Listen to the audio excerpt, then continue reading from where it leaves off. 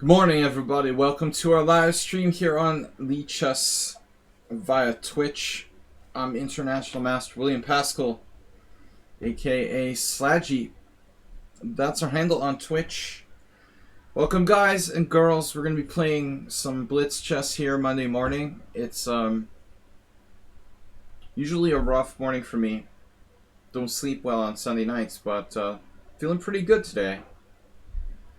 So, Masturbate, what's up? Good to see you guys. I've got two challenges already. Druiv Goal, Ripun. We're streaming for about 2 hours, 15 minutes.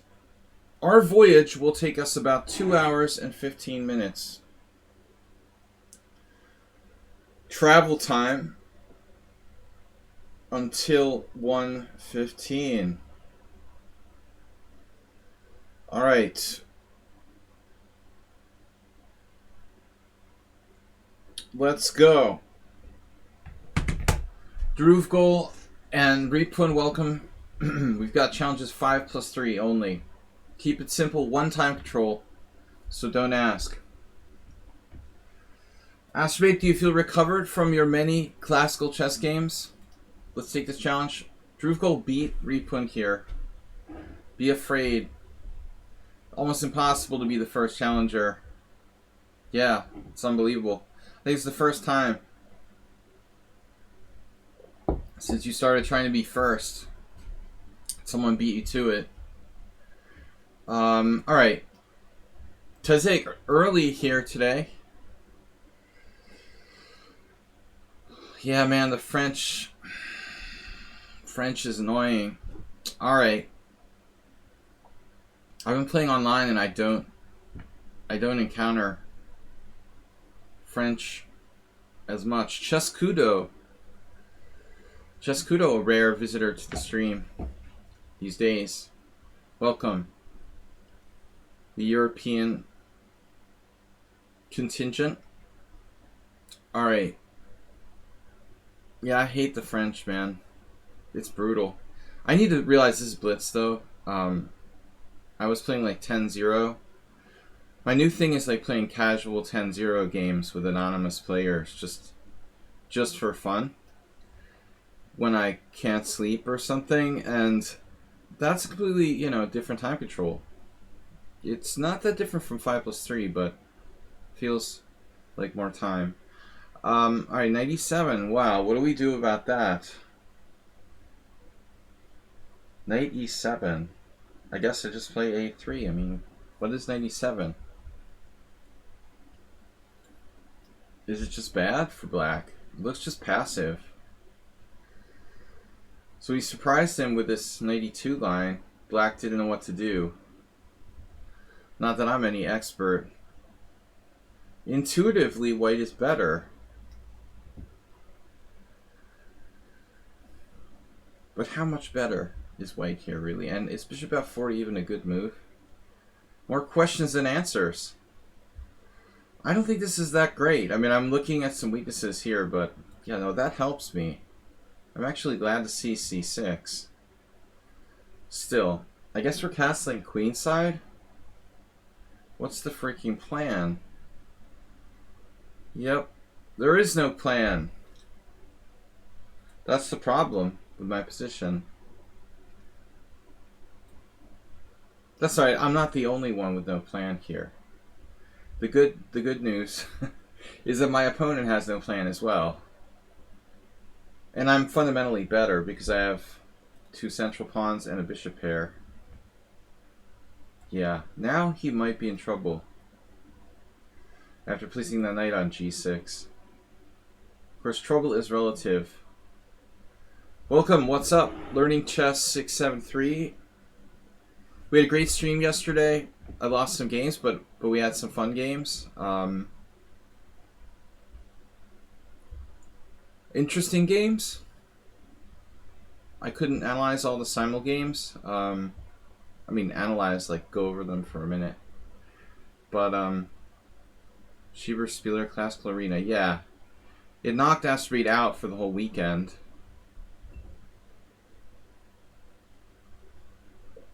You're talking about... You're not... You're talking about what? You're talking about the classical team battle. It wasn't... There isn't a Schieberspieler arena, right? You're simply talking about... You're talking about the classical team battle.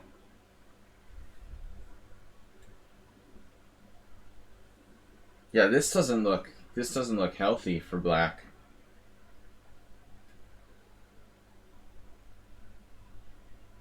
The web of dark squares. Chernev, great book. Does anyone know that game? Rubinstein versus somebody. See, this is the problem right there. Now what do we do? How do we actually penetrate into the soft underbelly of black's position? Easier said than done. Black's position is like a turtle or something. If you break through the shell, you get to the underbelly. It's very weak, you know. But how do you get in there? How do you get in there through the shell, the white square pawn shell?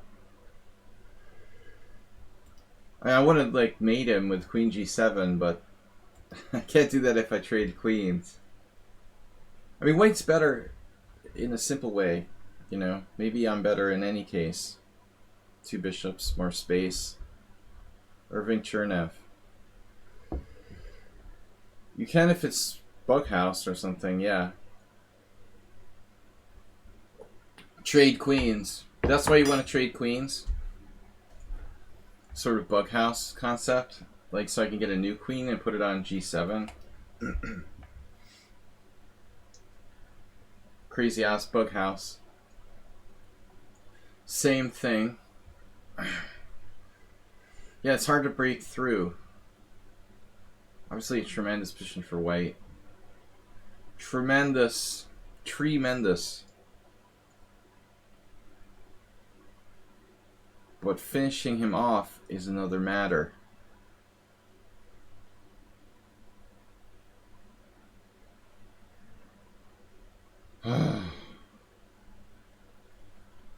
Yeah, trading queens. I'm beginning to like wonder.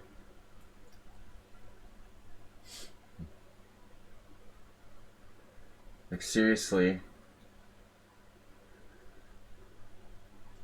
If the queen's off the board, he's got nothing to guard the dark squares, honestly. This queen is the only thing saving his life, in a sense. And I'm kind of down with that. I could take on d5 there and take the pawn.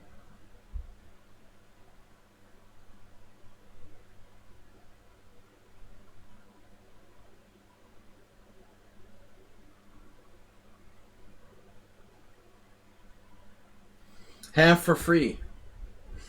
Ham for free. Move your knight on d7, would you? Would you mind? Look at this move. b4. Trying to pry open the A file, I presume. Not a big deal. We'll keep it closed. And he also has the idea of bishop a6. Trading off his bad bishop. Bishop. Mr. Bishop.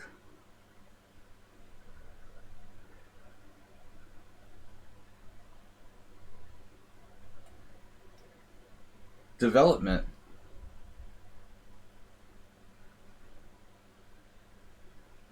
Someone say bishop a6. It's a great move in this position. Trading off his bad bishop. The victor from the simul is here. One of the victors. His position of equality. What world do you live in?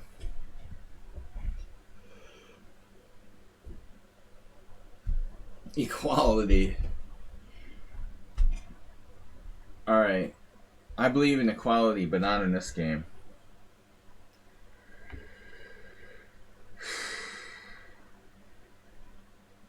Ops colored bishops are not equal. This is not equality.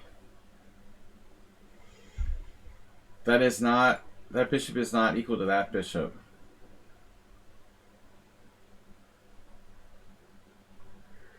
Not all bishops are equal. It's like Animal Farm. Some animals are more equal than others. Very important idea.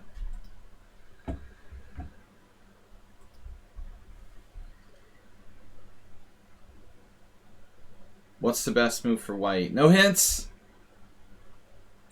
Some animals are more equal than others. Yeah, I can take two. I guess it doesn't matter. Alright, I'll be greedy. This is more spectacular. I think this illustrates my point better.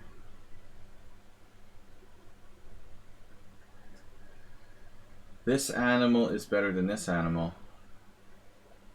In the chess sense, they look the same, but they're not the same because of the web of dark squares. See, I don't have a web of weaknesses of white squares on the board here for him to use, you know. So, I mean, this is not a move, right? I mean, 97 is not a move in this position. Correct? Well, 72 people have actually played that move. Very odd. Yeah, I don't get it. Including Nigel Short, French defense expert. So what's the idea? So apparently the idea is to play bishop a5, allow b4, come back to b6. If that's...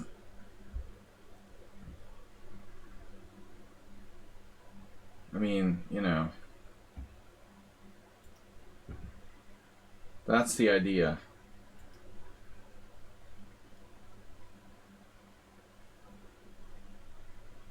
This position is interesting. You know, b4 is not necessarily white's best move.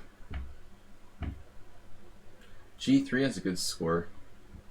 Navarro versus Short. Alright. Good start. Learning chess. I'm taking challengers who are... You like the title?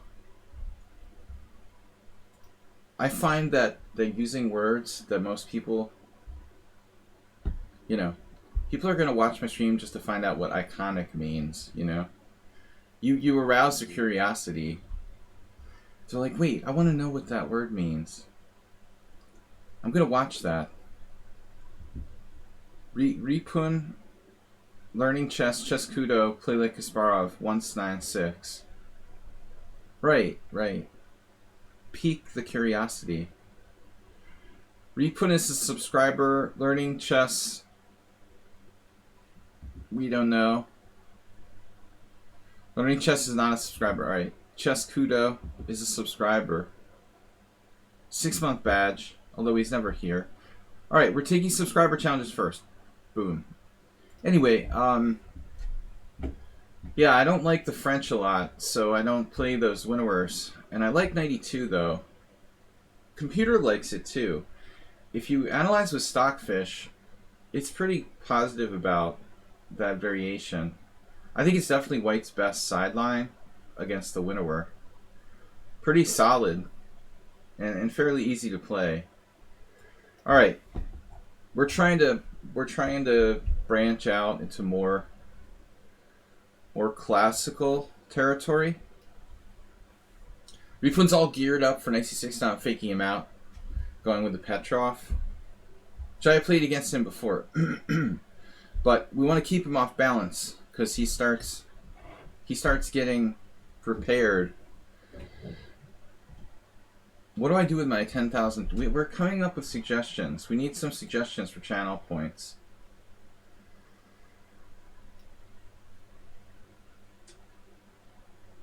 Dude, I like how, you know, whatever. I'm not even going to start. Bishop c4. We had this last time. So he allows equality. Alright. Last time I played the fancy knight b4. But I'm just going to take my equality. I'll take my equality, you know, and that's fine. Oof, cheat detected.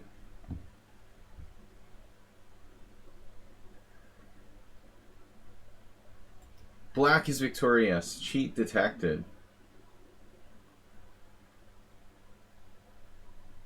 Oof.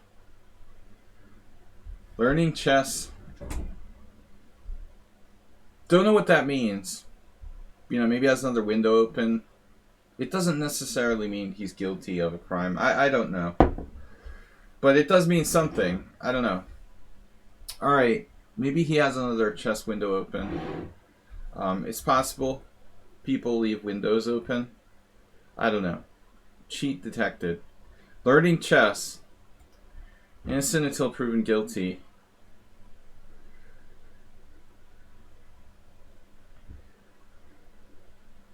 Yeah, I assume he has another tab open. But it could be an accident, you know. I mean, I've certainly like had another browser I forgot about or something on occasion. Usually not with like an engine turned on, but it could happen. Again, I think you are innocent until proven guilty. D4, knight f6. It turns off the analysis when a new game starts. I don't exactly know what that means. The cheat detected. You know, I don't work for lichess. So I don't know what their criteria are for that pronouncement. I've never had a game interrupted midway like that before. It's pretty extreme. Have I? I don't remember. London system is not allowed. What is the criteria for immediate game ending cheat detected? Does anybody know?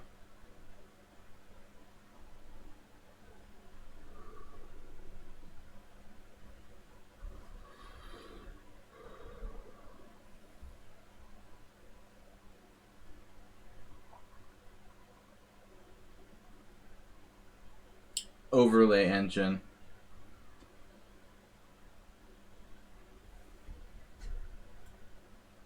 I mean, does somebody out there like sell that? Yeah, like a poker HUD. You know, in order for that really to make sense, someone have to be like selling it somewhere. Is there such a thing?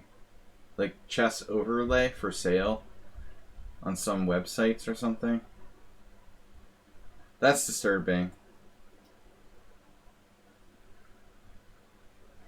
Chess HUD.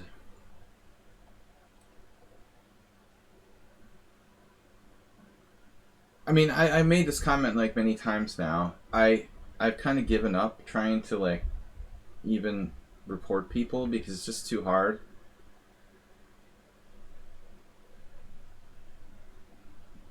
It's not my job, you know.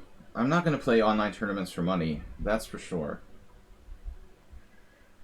And it's not my job to be the police on lichess. If I suspect someone's cheating, I'm not going to play them anymore. But I'm only playing unrated games, and I'm not playing online tournaments for money ever. 100%. Whatever. Good luck to the grandmasters who played these like online tournaments. I'm not talking about like private Magnus Carlsen 12 player all play all whatever. I mean like open random chess tournaments like there have been on and off.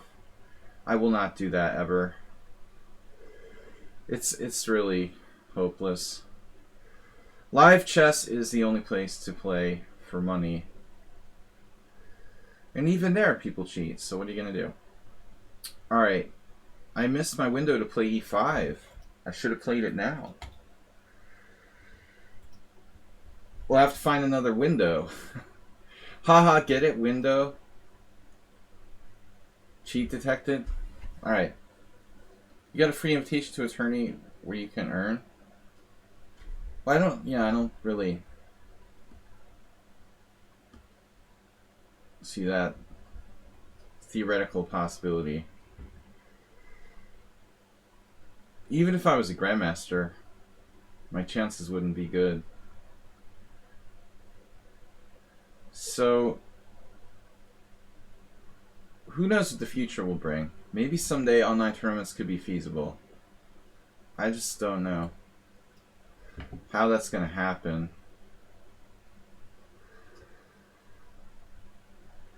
Yeah, the London.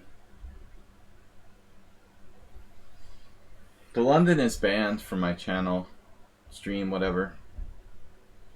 Wow. That's good to see, though. E4. That's okay. My position just magically improved. So I take here, pawn takes, knight b4, pawn takes, knight takes. I mean, this has to be good.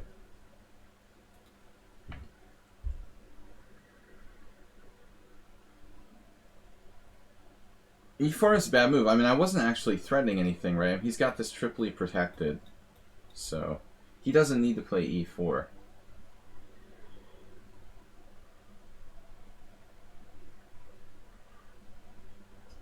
Triple protection. Sounds like a toothpaste commercial.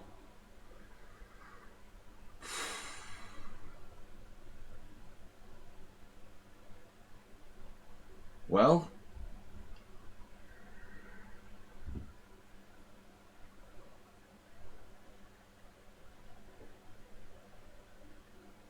suggestions? Comments? I don't know what to do.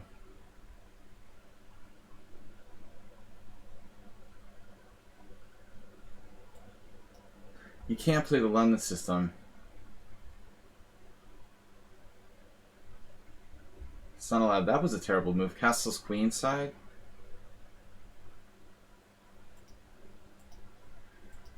I mean, he's got to try for something against this pawn here.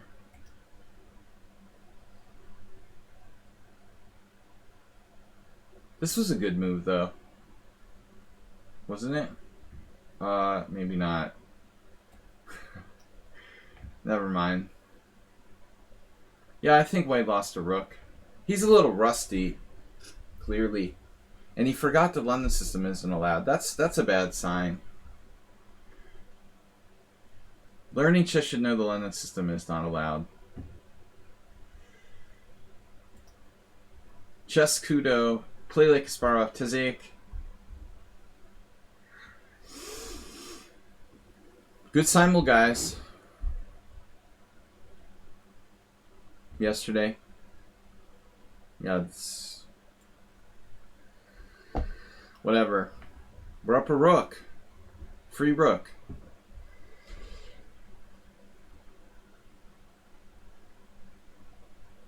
I suspect learning chess isn't played. He's like been away from the game. He hasn't been on the stream. Didn't play me in a while. He's just down a rook for nothing. That's generally bad. Down a rook and a piece. This is kind of a lot. Sees everything.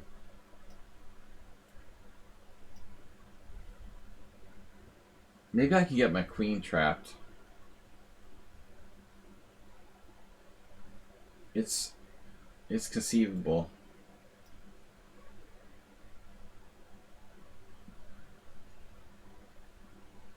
I am up 8 million pieces. So lots of good moves here. Add more emotes. Well, I mean, you have to be like a partner to get more emotes. And I never have like that many viewers. It's kind of an intimate channel.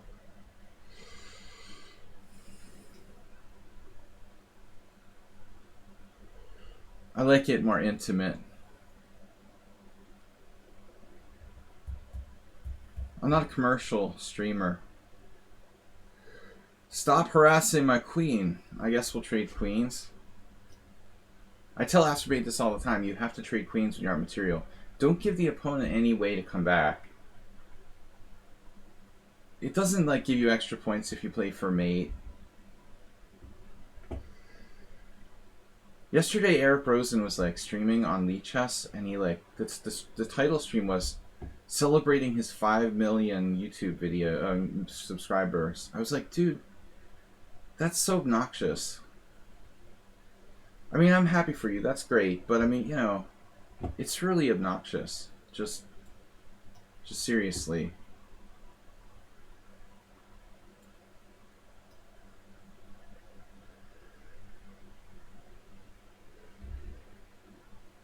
I don't really like that guy. I don't know. I never, you know, I never try to be arrogant or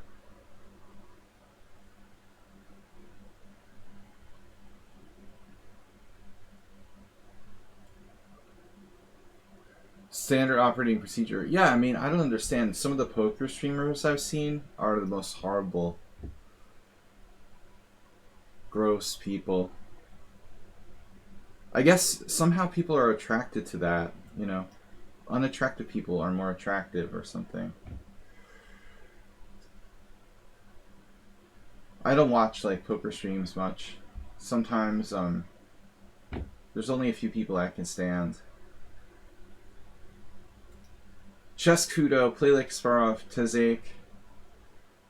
Let's see.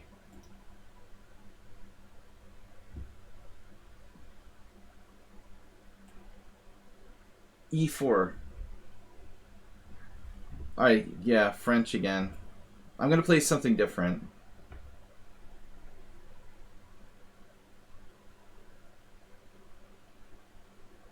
Well, you gotta, you know, you gotta use a delay when you do poker streaming. You can't be making your plays live.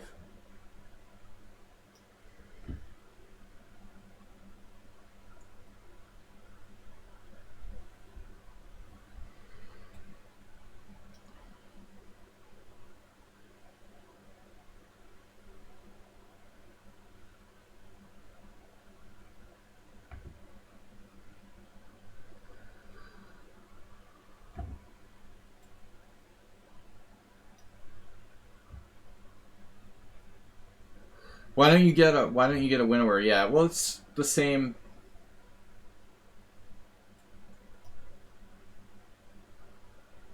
No, I don't like playing the same stuff again and again. That's why I hate the London system. You know, you just go on autopilot.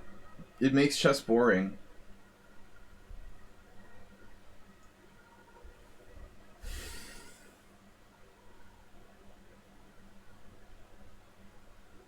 I think I should just probably play d4. Wow, he's sacrificing a pawn.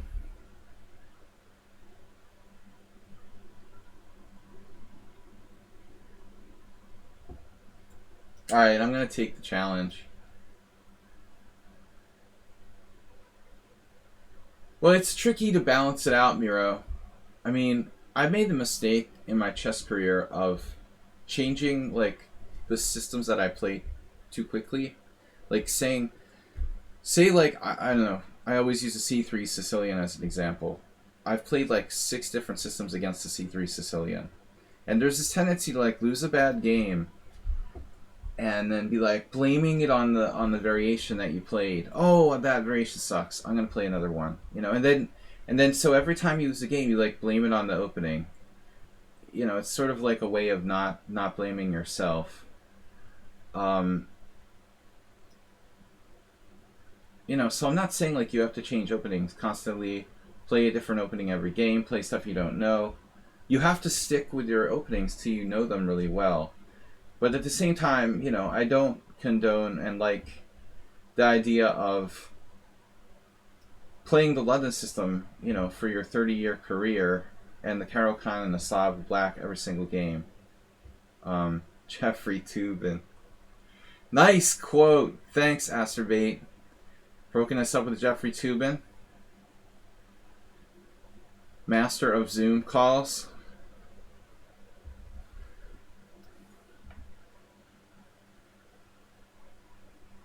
I've got a Zoom call with Jeffrey later, so just so you know. The Universal GM says, can you play against me, please? Well, I can, but you have to challenge me and be in the list. And if you are there, I will welcome your challenge in the proper order. You have to go through the proper channels. So Chess Kudo with the devious knight takes d4. So this was the question, though, you know. I mean, yeah, he gets this pawn, but he loses a pawn back. So does he have enough compensation? But Jeffrey Toobin is back. You know, they rehired him at CNN or whatever, which I thought was kind of cool.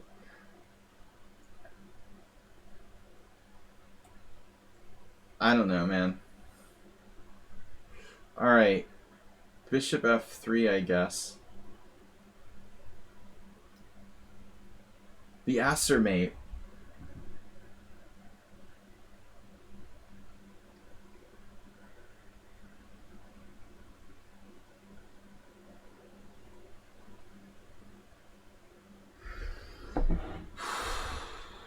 I don't know, man.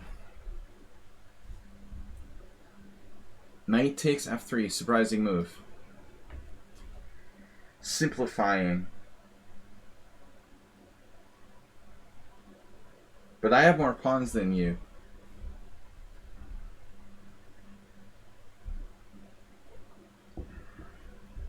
Gambitier style. Bishop g5.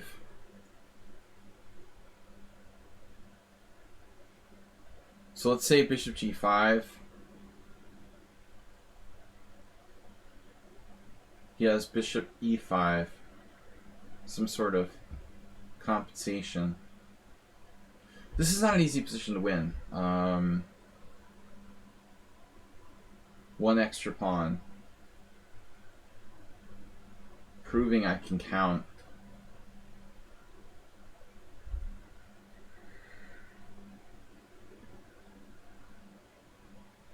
Well, material is important. This guy doesn't have enough activity to compensate for being down a pawn, but it's a question of whether he can draw in a lot of endgames, even though he's down a pawn.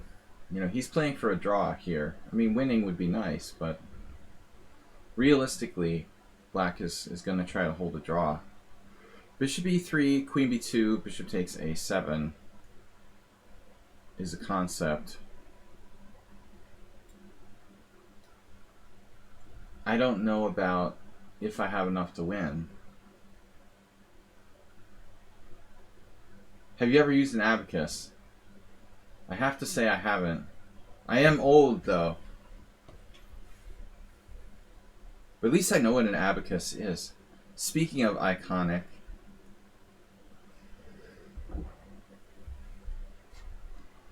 I'm old, and I had really old parents, so I have knowledge stretching back to the prehistoric era. No, we never used one. My parents probably did.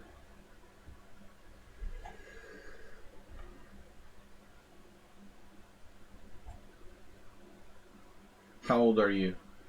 Never ask your elders their age. 39, going on 39. I've been 39 for like 6 years now. I don't know exactly. I don't remember how long I've been 39. It's been a while. Maybe you guys remember. I don't know. Doesn't matter. I'm older than I look.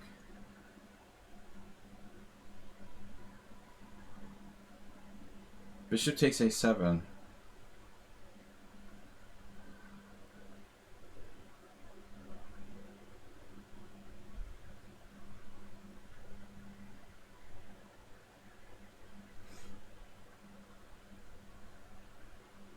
Alright, so rook c8, bishop d4. This is what I liked about this position. I take away bishop e5.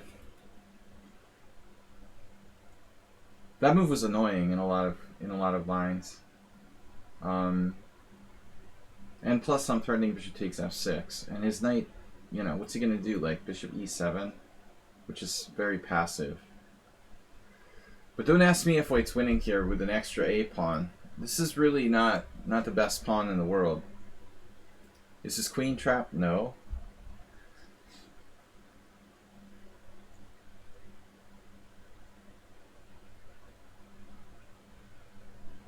I guess that pawn's gotta mosey on down.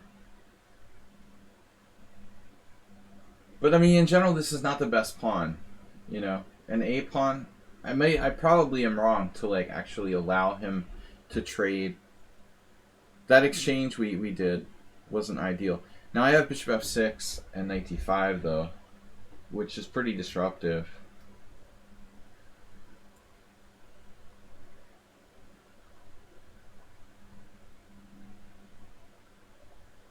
Still not necessarily winning for white.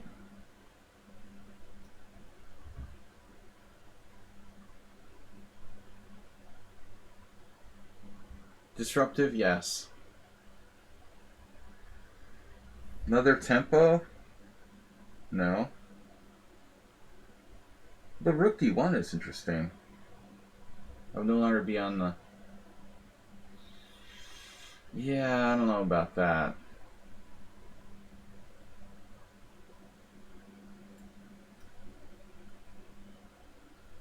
It's going into the end game. This is an interesting end game.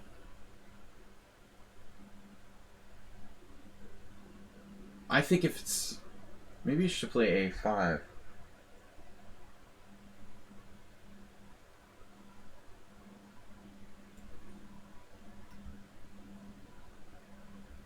I honestly don't know if this is a win or a draw. You'd have to ask an expert on endgames, I suppose.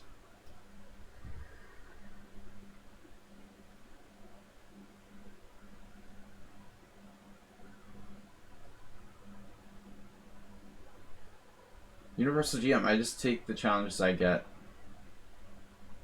based on if you're a subscriber to the Twitch channel and the order in which I get them. There are two criteria. You have to be a subscriber first of all. You know, you don't have to be, but the subscribers get first chance to play. Secondly, you know, there's just a queue. So play like Kasparov, Teze, Miro, Aaron. That's the order I would take the challengers. Preference going to those who are subscribers. High chances is a draw. Well, you know, if it's not the messed up king side, yeah. But if you factor in his messed up king side, I don't know, man. Tranquilizer, competing with me. Tranquilizer was nice. He was on my stream yesterday, hanging out with us during my simul. Now we're streaming at the same time. Is this a draw? King g5. Oh my.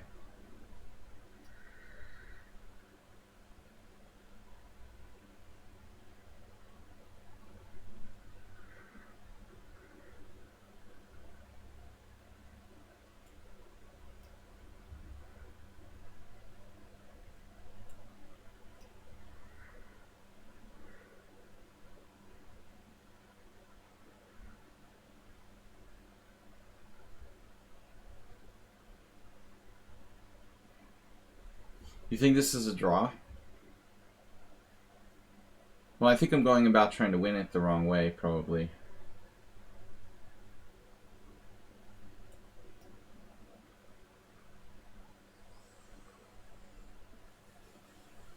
I don't know about that move.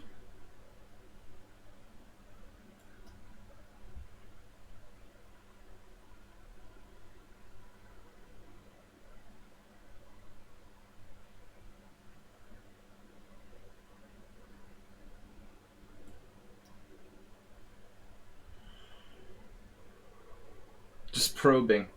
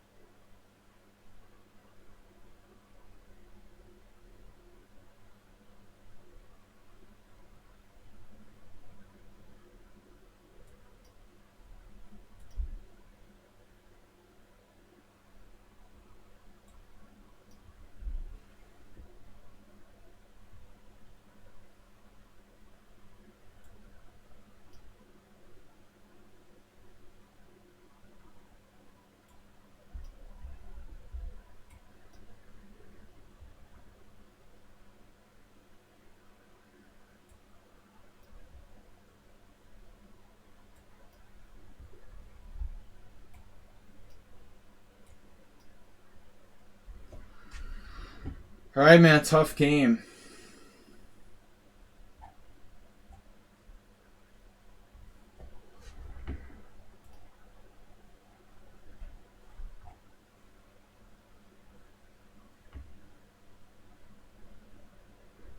Play like Kasparov. Hey, Esmero. Yevgeny.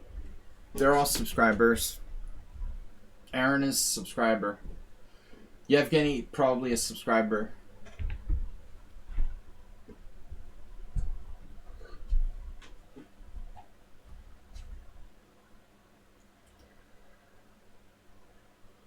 I don't know about that rooking game. I mean, it's very unclear if it's a win or a draw with the broken king side.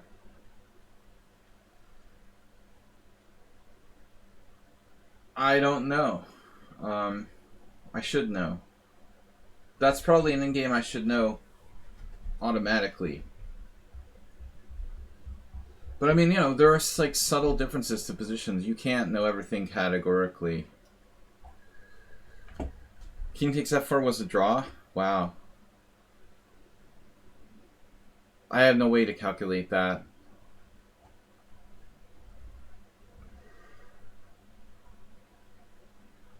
I assumed I was winning. I must have messed up. I mean, I should have been winning that. At that point, I should have been winning. I mean, I thought once you let me get my king to the queen side, you're a goner.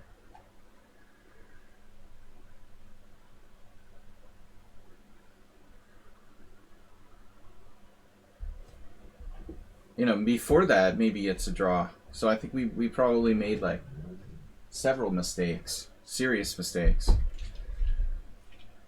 Well, I'm not sure you could stop me getting my queen to the queen side. I don't know, but I thought you were dead at the end. So that's interesting. Yeah, that endgame deserves serious study. I'm gonna take a look at that later. We should know what's going on there. I feel like I should have been more sure about it.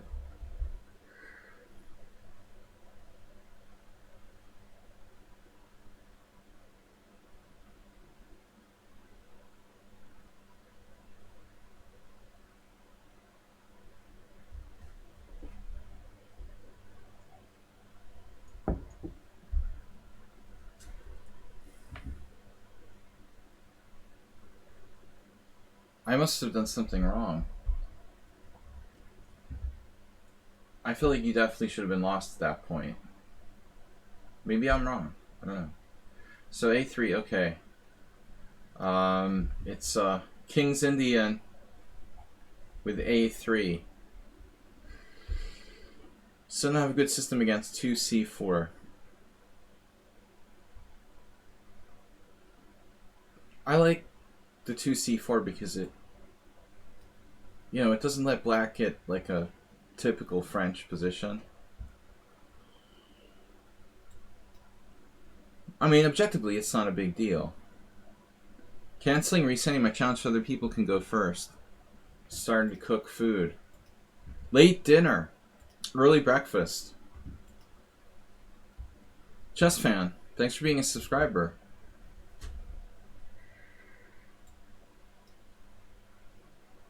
Oh, you're Signet. Right. I woke up at 11 p.m. Are you working the night shift or something? You woke up at 11 p.m. I guess he works night shifts. Are you back to work already?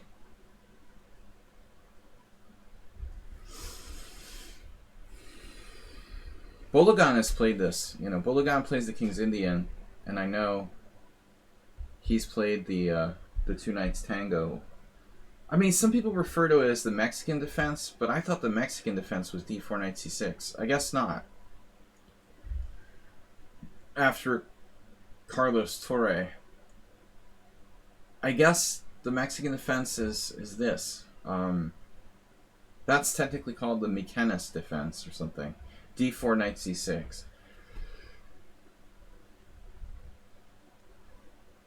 Your last few days of vacation. An interesting way to put it. You mean literally Vacation days from work. Isn't it great being sick for your vacation days? Alaska in the throes of, well, now you've been vaccinated and you got COVID, so you're covered for at least like 6 months. Alaska is like the worst state in terms of COVID and healthcare emergency. It's like a disaster. It's a disaster zone in the hospitals and stuff. Miro's very lucky he didn't have to go to the hospital. The worst state in the United States, healthcare wise. Probably. From what I've read in the news. At least get it out of the way. So rook e8. I mean, this move doesn't really do anything for white on the white side of King's Indian. So you challenged me. Finally, Ari of the Grandmaster doesn't have enough games. But alright. We'll do what we have to do. E5, D5, Knight D4, Knight D4, Pawn D4, Bishop D4, Knight E4. Bishop G7, King G7. That's nice of Chess Be a Student to gift a sub. Chess Be a Student has been a very tough opponent for me. Yesterday we lost them in the Simul. In my new anti-Yubaba system, which sucks. And then I felt bad when you said you lost all 4 games against Levante. Alright, Bishop E3, E5. I guess you're not Yubaba. Bishop E3, E5. Thank you for the gift sub. Play like Kasparov has played the A3, H3. It's like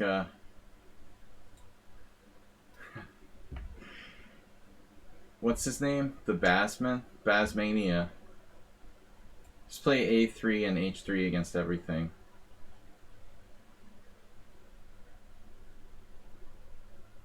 The Mexican. Yeah, C4, D4, black plays it. You see, he's still around. See, I'm American, from the United States.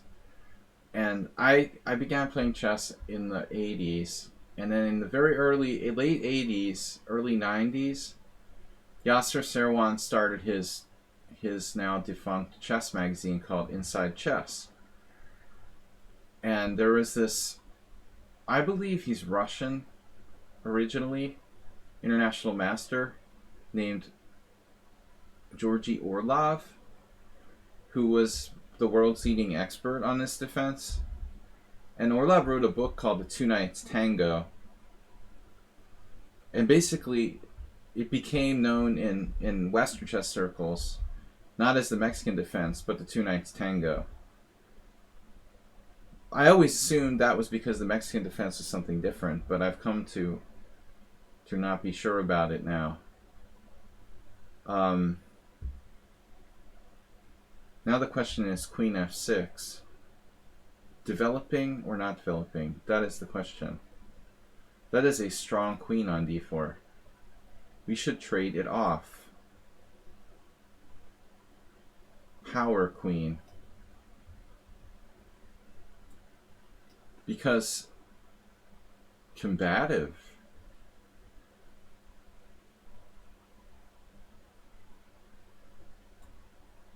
Yeah, well, my knight's not trapped, at least. Masturbate with 500 bits. We're going to start it's another bit battle. We haven't had a bit battle. Maybe a hype train. We haven't had a bit battle in a long time.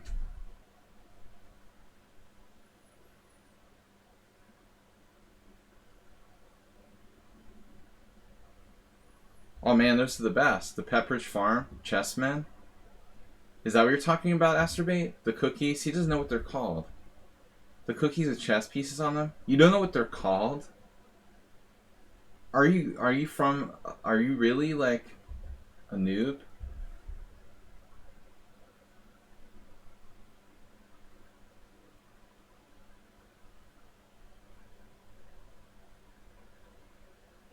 He just eats them. He doesn't know what they're called.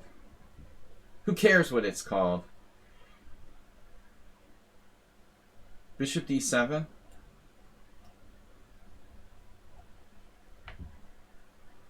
You're just 10 years old. I started playing chess when I'm 11. What? My grammar is a little shaky, but I started chess when I was 11. Which is very late by prodigal standards. I wasn't a prodigy. Because it was impossible to be a prodigy when you started 11. Better late than never. But you played 2,000 games. What do you mean by that? Universal GM. You started when you were 9. Oh, okay. But what do you mean you played 2,000 games? Like, online? It's a good time to start when you're like 8, 9, 10. That's, I think, ideal.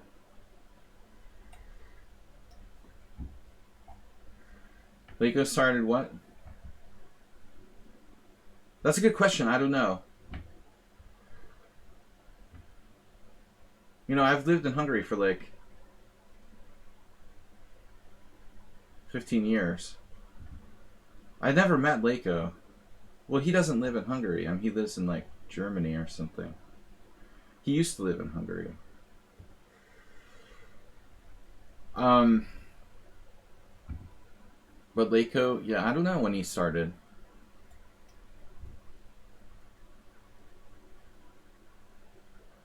That's late. But I do know who his coach was. Leko learned from this guy named Mate Gaspar, who's an IM.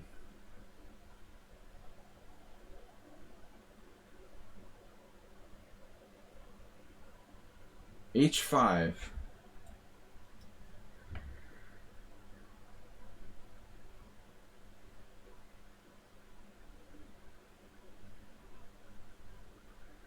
King activity.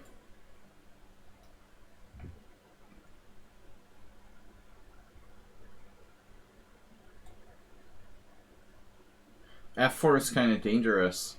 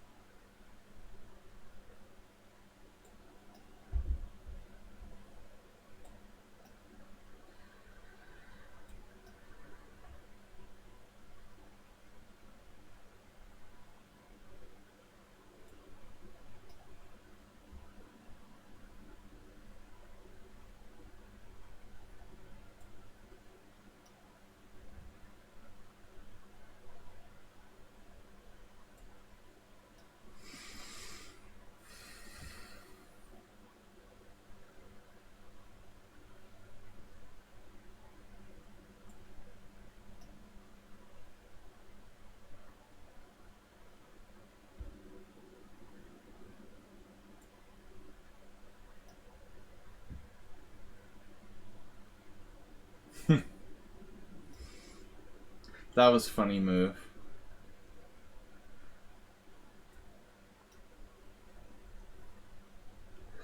Alright. Yeah, play like Kasparov doesn't know the offbeat openings well enough. Alright. Tazik, Signet, Casabianca.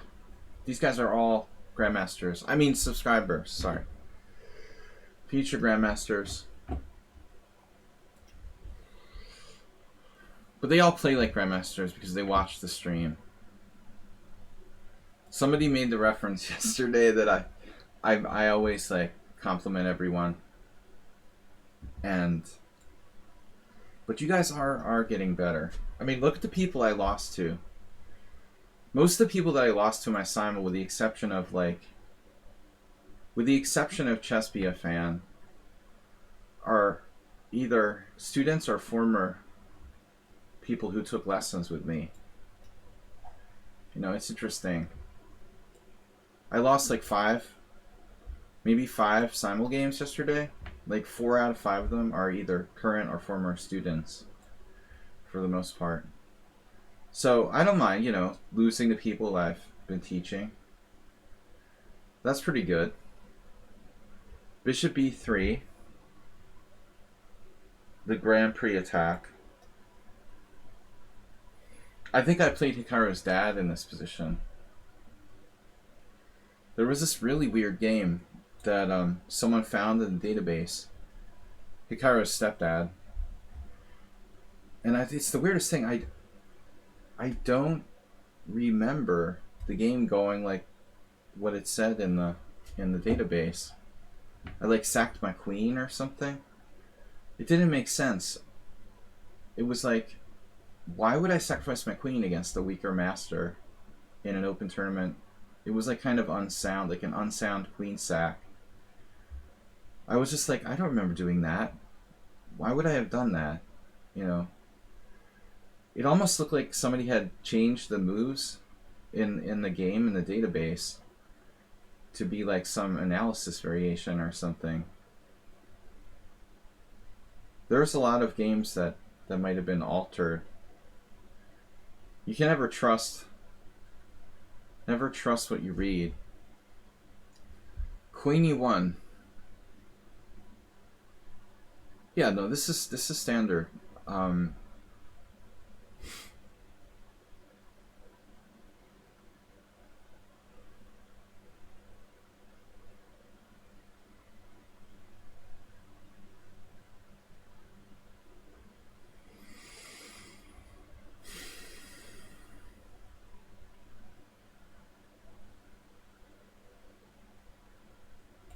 I think I'm supposed to exchange. Yeah, I mean, bishop e3 seems okay. But I mean, I think pawn takes is possible here as well. I'm not sure that knight takes is best. Because structurally now you're worse. Pichu, welcome. It's funny. You showed up and then there's a Pichu at my poker game who hadn't been around for a long time. So all the missing Pichus. The missing Pichus are showing up all over the place that I haven't seen in like a year and a half. Queen h3, uh-oh. What about this diagonal? That's feeling sort of familiar. I feel like we had this game before with someone. I don't like getting mated on h7. Wow. Universal GM, I have to take the challenges. I know you're 9 years old or 10, but I have to take the challenges in the order I get them. So I can't play you first. You have to play when you challenge me. You played poker 2 days ago. Huh. That's ironic. Alright. I have to go in a few minutes. I guess we can make an exception. Just one time. Since you've been generously subscribed by Chess Be a Student.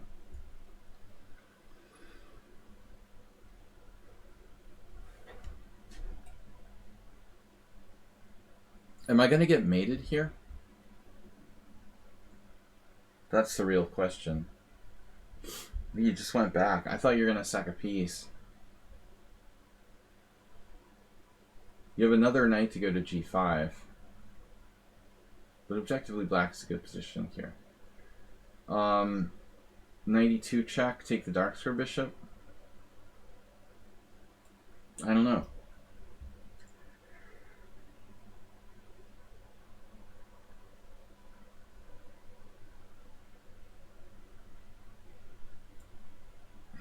It's hard to be patient when you're 10 years old. I'm streaming another hour and 15 minutes. Dude, they probably have a good poker scene in Alaska. Frontier. Not nowadays, but I mean, you know, historically, like, Canada was really big for poker.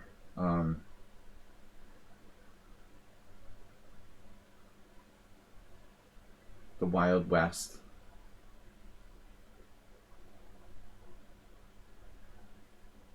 I had a friend from Hungary who was living in, like, Winnipeg, and he was playing poker in Winnipeg. I'm like, Jesus. I just mean, like, historically.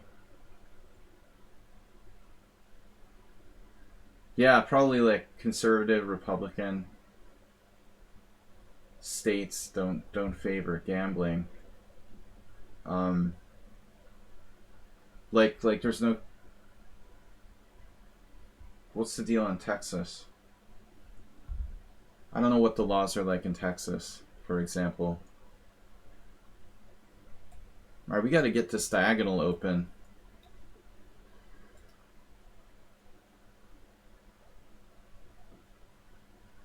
Do you have casinos? What about, like, Indian reservations and stuff in Alaska?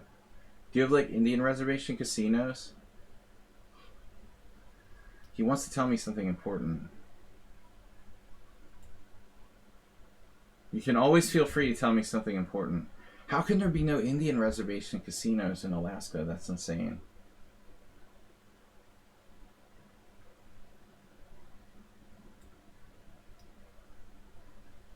There's some bingo. Amazon bingo hell. Did anybody see the previews for that? There's some bingo themed, like, Amazon series coming out. I once played bingo in I played bingo. Where did I play bingo? In Las Palmas with Juan Mayado, who's a Spanish IM. It's a funny guy. We went to a bingo. Astrobate's big on bingo in Vegas. That was the first time I ever, and the only time I ever played live bingo. It was kind of funny. Most people don't even know what bingo is. Not a big bingo scene here.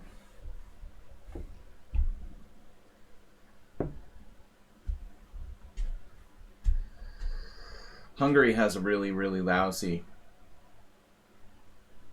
gambling scene. Again, because of the conservative Christian government. Alright, we have Signet Casabianca. Hey, it's Miro. Arv, the Grandmaster, was begging me to play. I'll make this exception this one time, but don't beg me to play you first every week. I'll trust you on this. Since you're a new subscriber, I'm going to take this challenge. But in general, I'm not going to play him, like, first in the future every time. There's something called Alaska Native Settlement Claims Act. Wow. Which got rid of things like reservations. Wow. That sounds highly political. Alright, Alaska, you know, Alaska's different, though. I mean, Alaska's different than other states. It's newer. It was added later. I don't know the history enough. How hard is it for a normal person to reach the FIDE IM? Well, it took me like 15 years. And I was pretty devoted to the game, you know, so it's not easy.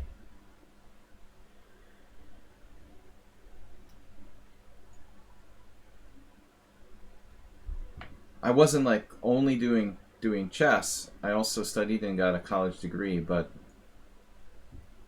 But still, I spent a lot of time playing chess. I missed a lot of classes to go to chess tournaments and stuff like that. Um, so I was pretty hardcore. I remember missing like 5 days of college classes to go to the New York Open.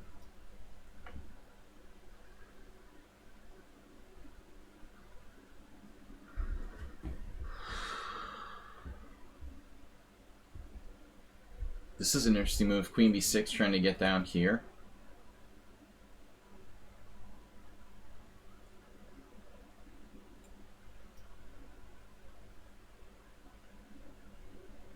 My first reading was 1275 in like 1980, 85. I can't remember now if it was 85 or 86. But yeah, I don't know about this move, but it's probably good. That knight is really dubiously placed. Black's pretty good. He's 1384. And after 12 seconds and 14 moves, he's still hanging on.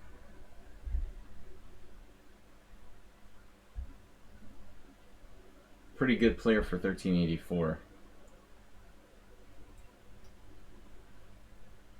The maneuvering here. Okay, this is a new account. Damn. Seems really strong.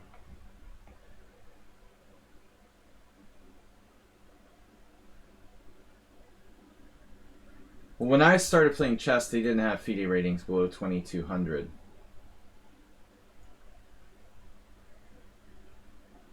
So that's an awkward move. That's a major thing. The fact that the International Chess Federation created ratings, or made ratings go below 2000 is changing the whole rating economy. There is a grandmaster who I regard as a stronger player than me. This is a true story. Next Sunday, we're playing a team. We're playing a team in the Hungarian Team Championship next Sunday, and the top board for the other team. I'm playing board 2. The top board for the other team is lower rated than me, and is a GM, and I consider him a stronger player than me. Slightly. That's where the rating system has gone. Like, it's crazy, man. There's grandmasters rated under 2400. Meanwhile, Magnus Carlsen is like walking around like 2850. I don't understand, you know. Dude, we have rating poverty.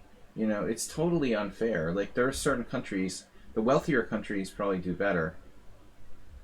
You know? But I mean, I was looking at the Hungarian Team Championship. The players on these teams, like, everyone has lost rating points. Everyone. You know?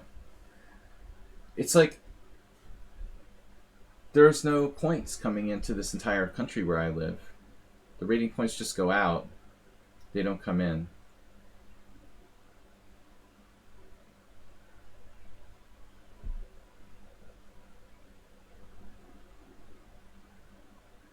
Because you're playing people who are like 1900 and they're good, you know. What would Vasily Smyslov's rating have been in, like, you know, 1990 if there had been people rated under 2200 or something? What would Spassky's rating be if he like played people under 2200? What would Magnus's rating be if he played anyone who was under 2500? You know, you're like protected if you never play anyone below a certain rating level. But for average grandmasters who have to make a living playing in tournaments or team championships or whatever, it's a disaster. I don't know, man. I don't want to play anybody under 2000. There are players who come to Hungary from India who are rated like 1800 who are playing like 2300 strength. I mean, that's seriously messed up. You know, that's why this Grandmaster is 2,300. Because you've got people who are like 500 rating points underrated, coming from another country, playing in tournaments here.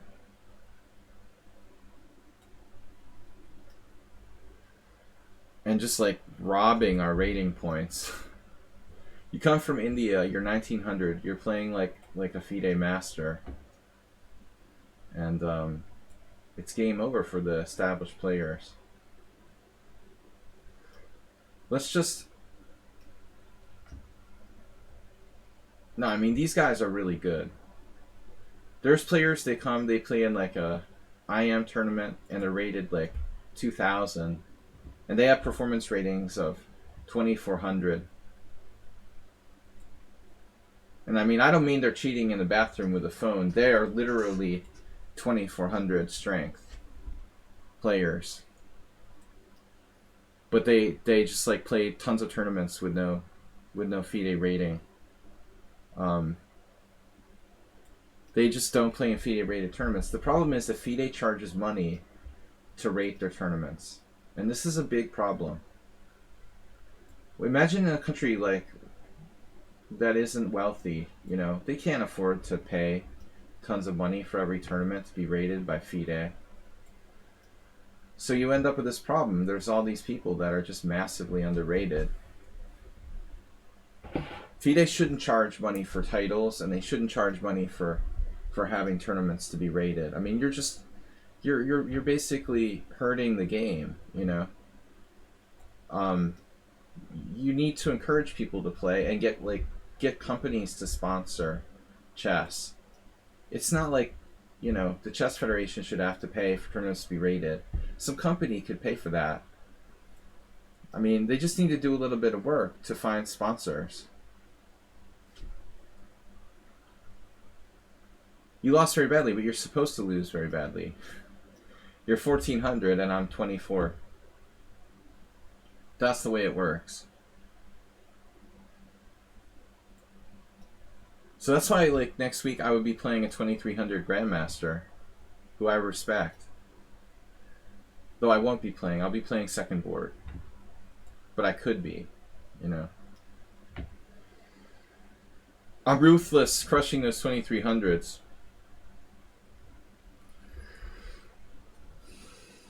No.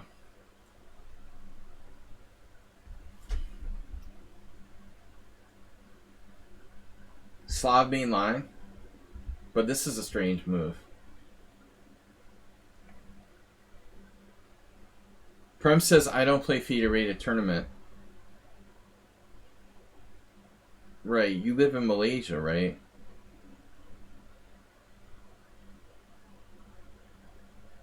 But I imagine the situation in Southeast Asia is similar in a lot of countries. Not just India. I mean, in Hungary, we live in Europe, but it's not the wealthiest country in Europe by far. And there are a fair number of FIDE rated tournaments, though. You know, we have more than most.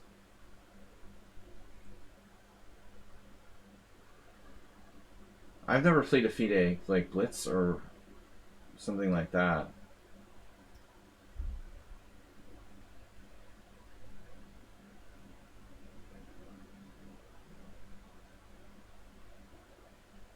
We have a good game in this position.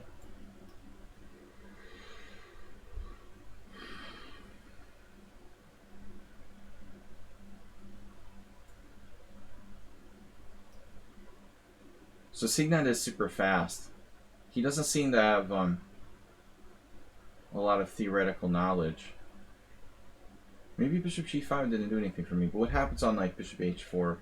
You're gonna play like G5? Okay.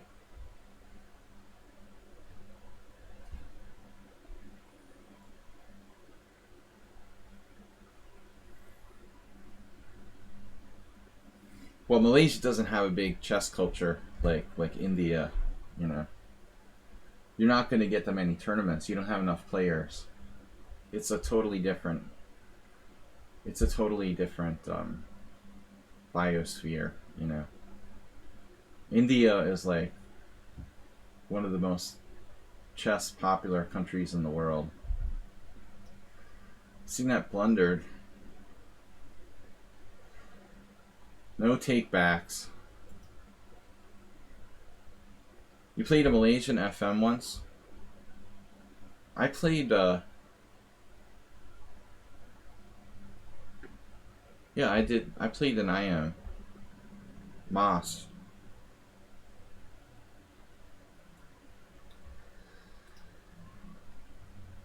But there's nothing strange about being rated 2200 for an FM. Yeah. I've lost to him in a Grand Prix attack. That's what the guy played.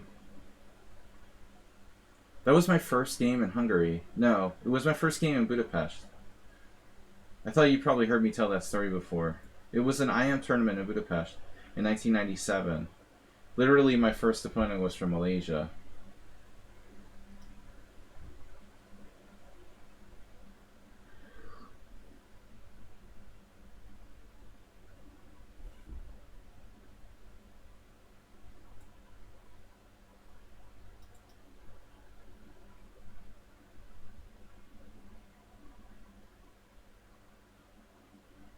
Maybe I should play like Bishop H2. It's the cool thing about the tournaments here. I mean, I've played and met a lot of people from many different countries.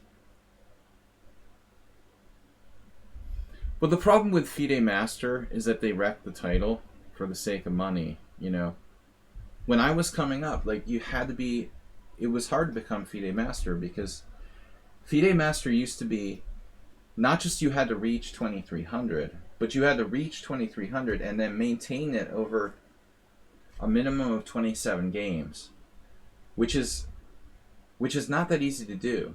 You know, that's like you have to get to 2300 and then keep the rating for essentially 3 tournaments without going under. Now it's just like you reach 2300 and you automatically get FIDE Master, but that's dumb, you know? It doesn't mean anything. There's a lot of people who are like kids and they have a 40k factor and they achieve 2300, but the real strength is like 21.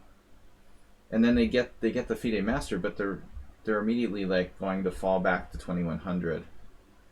In the old days, like FIDE Master, when I got it, you know, I was really deserving that, you know, title. I played and stayed over 2300 for 27 games. That makes the title a lot stronger. Yeah, no, it happens when one of my teammates who's a kid, Pichu. One of my former teammates.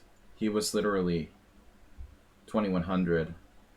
But he got a high rating, his first rating, and then he was never more than 2150, but he's a FIDE Master, even though he's not 2300 strength. It's a combination of the problem with the K factors, and FIDE Master used to be a legitimate title, but basically FIDE decided that they wanted to make more money, so they charge like 50 euros, or I don't know even how much it is, for titles. So somebody has to pay to the International Chess Federation every time someone claims a FIDE Master title.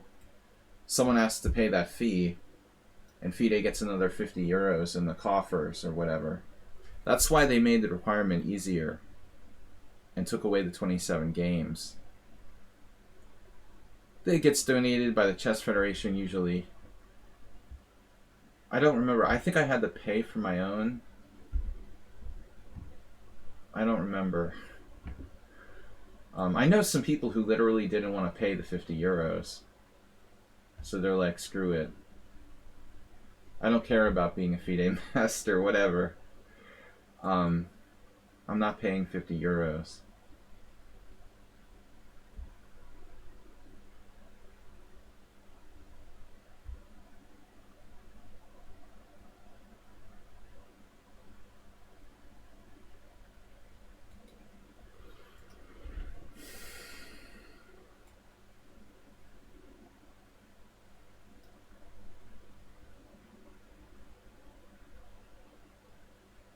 Yeah, online title probably has to pay. Yeah, you can become a GM immediately, even. Larry Christensen became a GM without being an IM. You can definitely become an IM. It's not like black belt or something in karate, where you have to be like the previous belt. It doesn't work like that.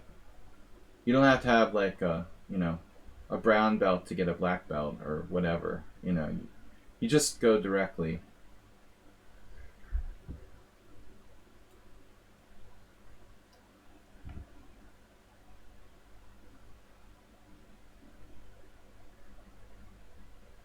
The latest scandal is FIDE like having like a breast implant company as a sponsor. It's ridiculous, man.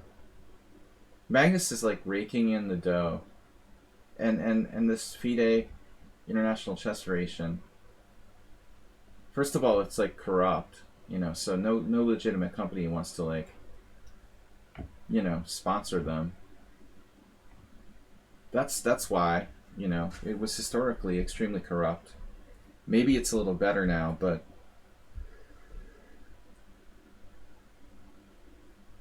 Pichu. All right, who else is a subscriber? Casabianca. Thanks for the gift sub earlier, by the way. Casabianca, we'll have to wait on Pichu. I've got to do these subscriber challenges first. Casabianca, hey, it's Miro. First. This guy is brutal. Guy or girl? We don't know.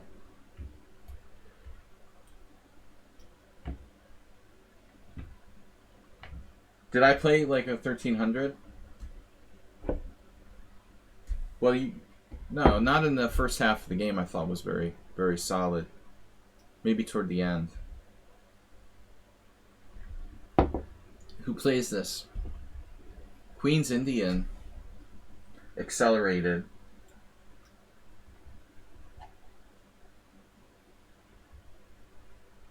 Yeah, there's a lot of jokes about it now. I don't really know the details.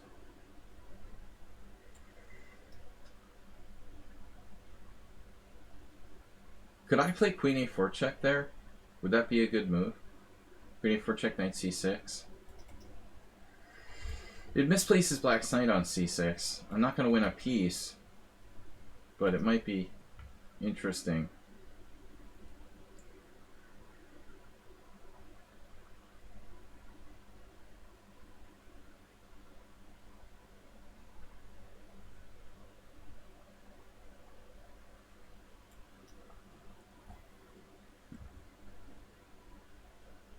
Yeah, Dr. Chance.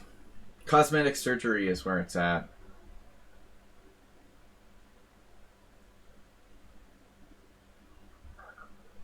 Although I guess a lot of doctors can get sued and stuff. You have to have good malpractice insurance. Let's see. But you're a veterinarian, so. Do they have breast implants for dogs and cats? I guess not. You could do cosmetic surgery for animals. Let's see. I have a friend who's a cosmetic surgeon. He's a real dick. Actually, we're not friends anymore. I had a friend who was a cosmetic surgeon. Alright. Bishop G5, Knight on BD7.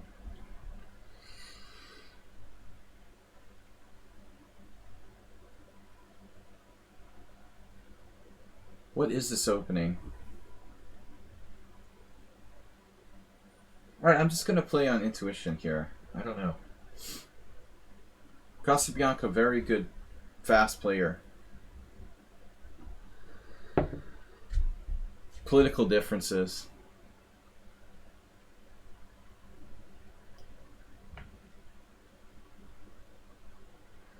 Bishop takes F6. United States is in bad shape, man. Something like 50% of people, like, when surveyed, would like to see, like, the United States, like, break into two different parts or something. It's really scary. Could be like another civil war. I have several people that I like don't even talk to anymore because of their insane political views. So black is blundering here. And I was never that political of a person. I was never into politics, really. But you gotta draw the line somewhere, you know? You can't just, like, turn your head the other way. First blunder we see from Casabianca. You probably have a perfect score against them. Of all people.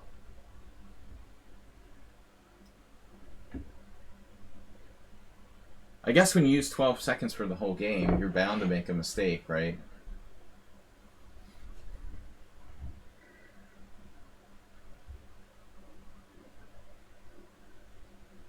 Like, the odds of making a blunder increase when you play all your moves without using any time, one would assume. Although it's been very rare.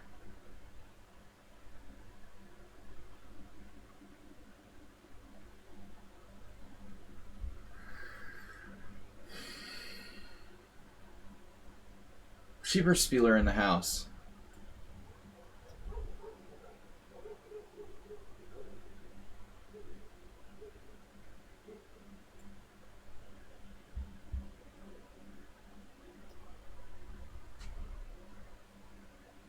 I try not to get overly political on the stream, but like last year with the election and everything, I couldn't avoid it. But we're just going to have it happen. It's going to happen again. I mean, Hungary has an election coming up too. Here, politics are also pretty volatile. But somehow not quite as ugly as the United States.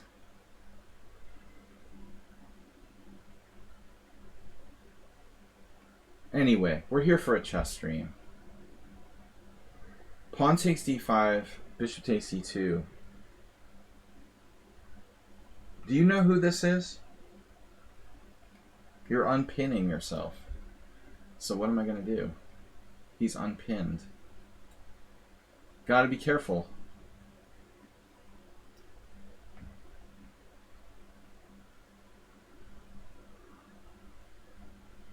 That's like if Trump silently left the political arena. Everything would be okay again. Yeah, that's not going to happen. The problem is it's about money primarily. You know, it's not about... Politics is almost exclusively about money now. I guess it always was to some degree, but it seems like worse and more blatant than ever, you know. I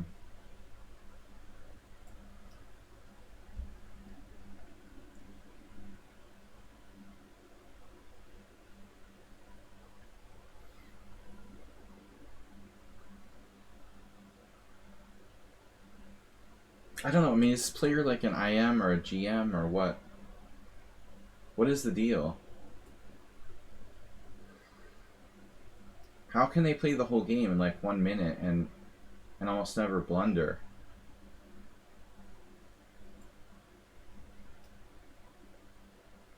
They gave me that one pawn.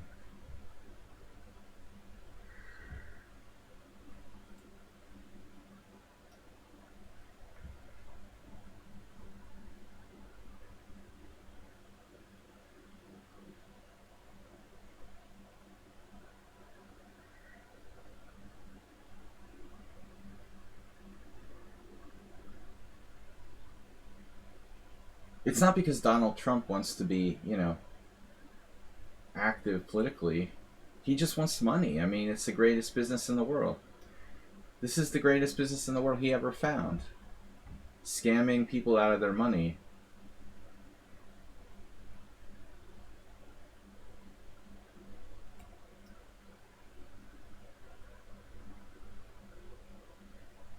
He failed in normal business. But here he's successful. Except for The Apprentice. I mean, that was actually successful. That's where it started. Trump was basically broke and a failed businessman till they resurrected him with the stupid apprentice.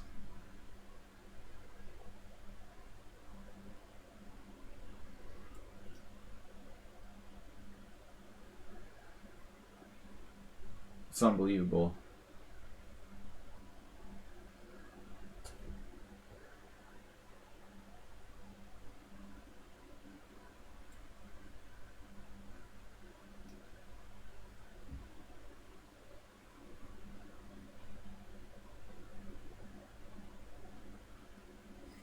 I never watched one episode of that show. Ironically, like, I was living here through most of the runtime, so I don't really like reality TV in general. This is an instructive endgame. Classic position, our second one today. Kind of thematic rook endgame. We had an interesting game earlier.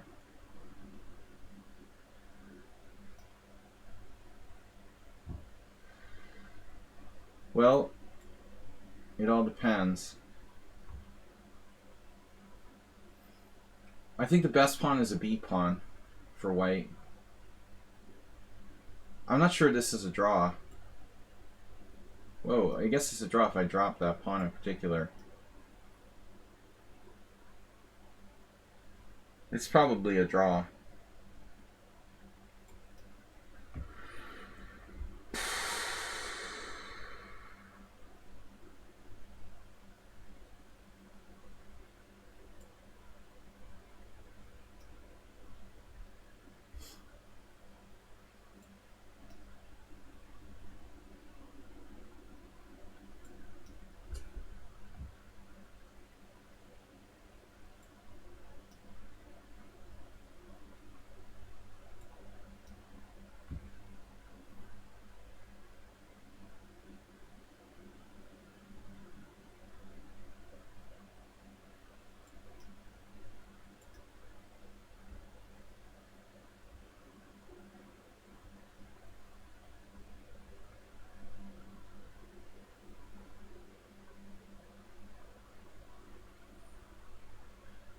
With the rook pawn, it's usually a draw.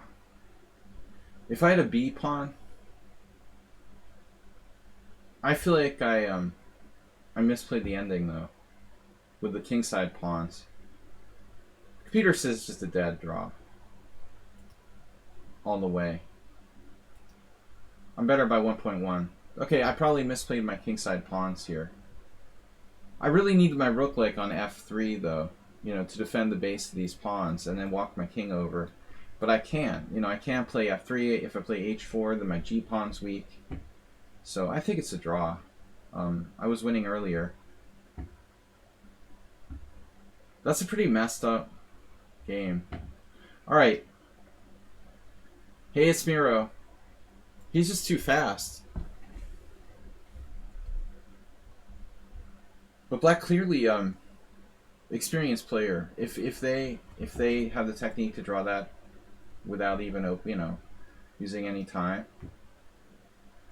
If black is claiming they're like 2,000 FIDE, I don't believe it. Don't know how strong they are. Hey, it's Miro. We're gonna play something different.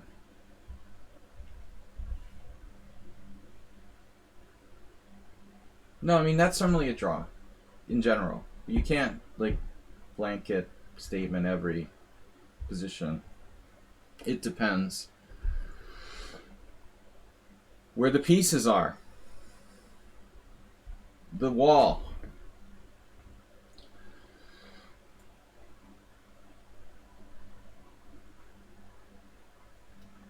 I don't know what I'm doing.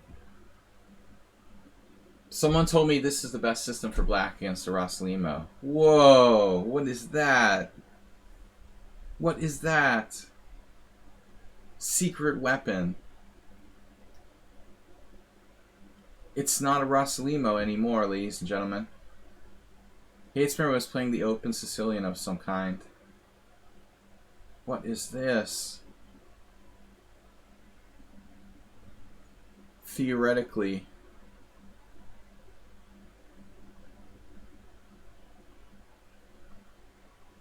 What is this? Wesley So? Or Wesley Snipes?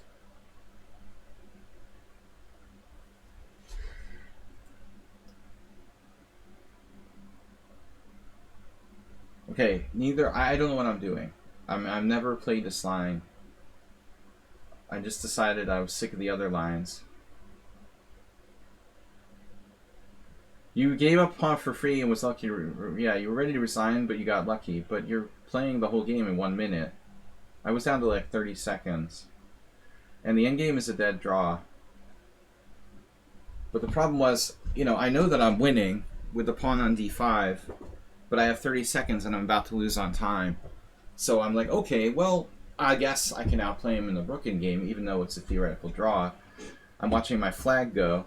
I have to find some good moves there and not allow that endgame. The endgame is a draw. I know it's a draw, but weaker players will lose that without losing any sleep. But your technique was that of a clearly an experienced tournament player, would be what I would say.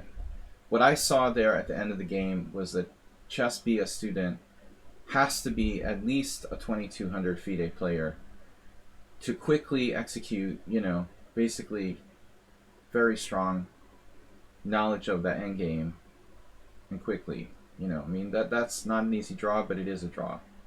But you just confidently knew what you were doing. I think that I should be able to win that position against people under like 2100. A lot of people don't know how to draw a drawn position. So is this theory? Really? Bishop e5? Interesting. I would hope I could win that drawn endgame against a lot of bad players a fair amount of the time. Looks like theory. Bishop e7, queen g3. I have knight d4. That's a shady move. So this is sus. It looks like he's got some secret analysis. Queen c7 allows knight c3 threatening knight d5. Bishop e7 allows queen g3 castles. Bishop h6. Bishop f6. Bishop c6. And then e5 for white.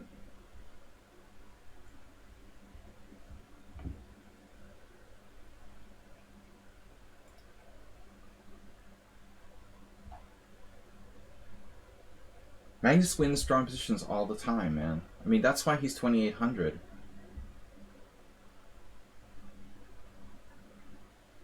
He beats people like Karyakin in drawn endgames. Well,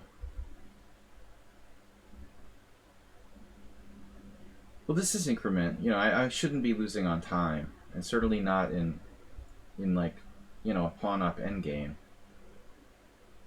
Yes, it's nonsense to flag people with like rook against rook, as I have often encountered.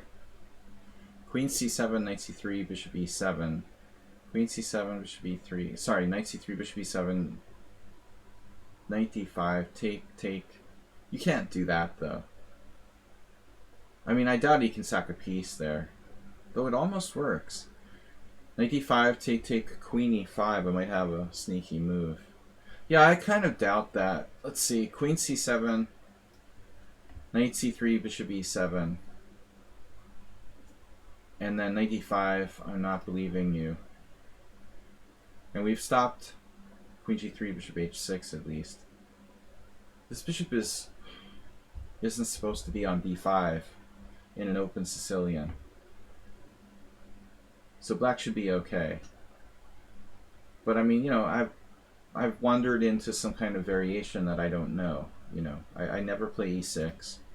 And after castles here, I didn't know this was even a move. With white in this position, I've played rook e1. I've actually played with white. I remember beating some 1900 player with white 20 years ago. That's a standard variation, like rook e1, a6, bishop f1, and then whatever, d5.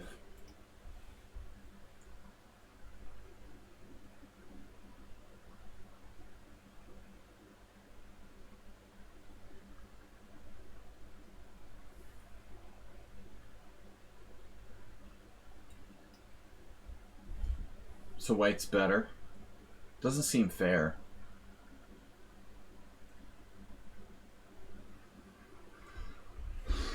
Doesn't seem fair. Bishop on b5, and you should be better. This piece has no business on b5 in the open Sicilian.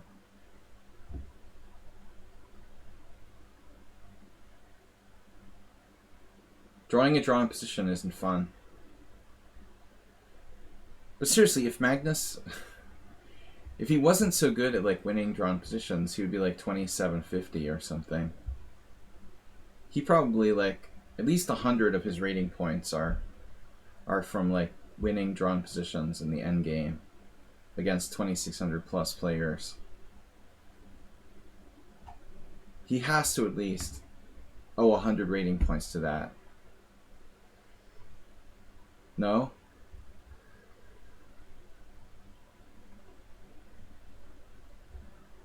So imagine how easy it is to beat like, 1900, 2000 players. Queen f4. What do you want me to play?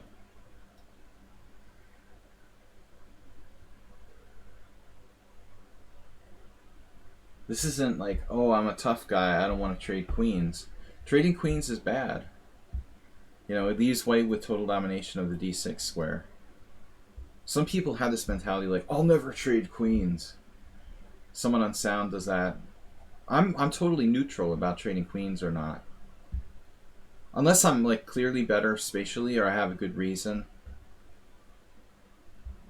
I have no compunctions one way or the other.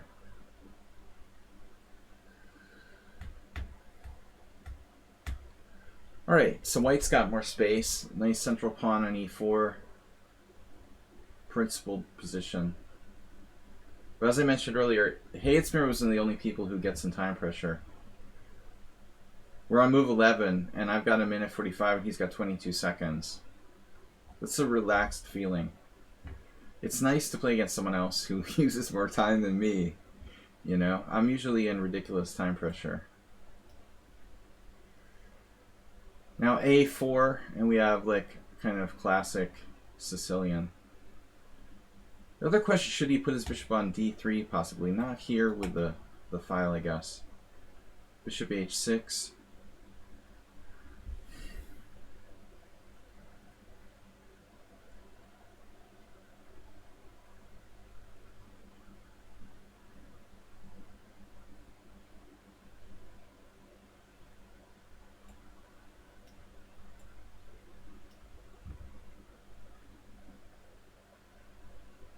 Damn, dude.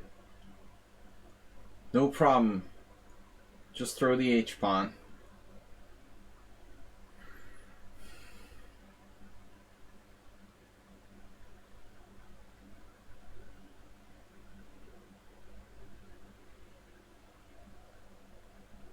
Alright, if that's the way you're going to be about it.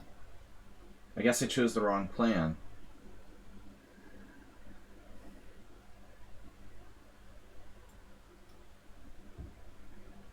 If I had known you were going to play h4, I wouldn't have played rook e8. Wow, he had like a brain seizure. He won a nice game against me yesterday. It's late. It's Alaska. He didn't get enough sleep. He had a party yesterday after beating me in the simul game. He's Alaskan time zone. I mean, I guess we gotta cut him some slack. That is pretty insane, though. He really lost his mind here.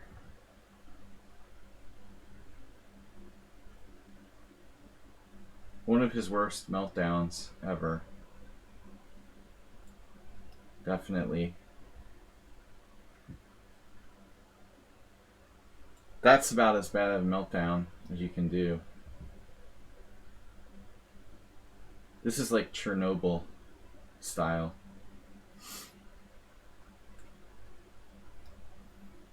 Hayetsmir had a Chernobyl level meltdown. Bishop takes e5. You never ever play that move. Of course, f4 is horrible too. But he lost the theme here. You should just keep going, you know, with h5. And I'll probably play h6. But I mean, I would think white's okay here. White's probably better. Is white better? White's a little better. I have time for a couple more games. But I mean, I'm curious if this is really a line. Okay, so it's really a line. Caruana, Carlsen, Anand, Caruana. Not a bad team. d4 is kind of counterintuitive, you know, because you look at the position, as I said, rook e1 is by far the main move. Rook e1 or c3. So this is counterintuitive.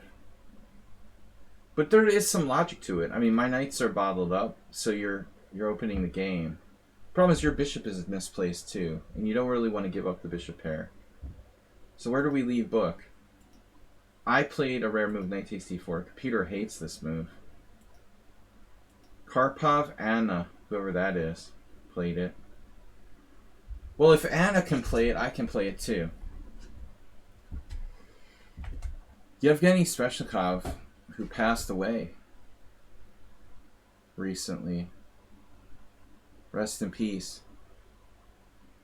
Man, I saw Sveshnikov.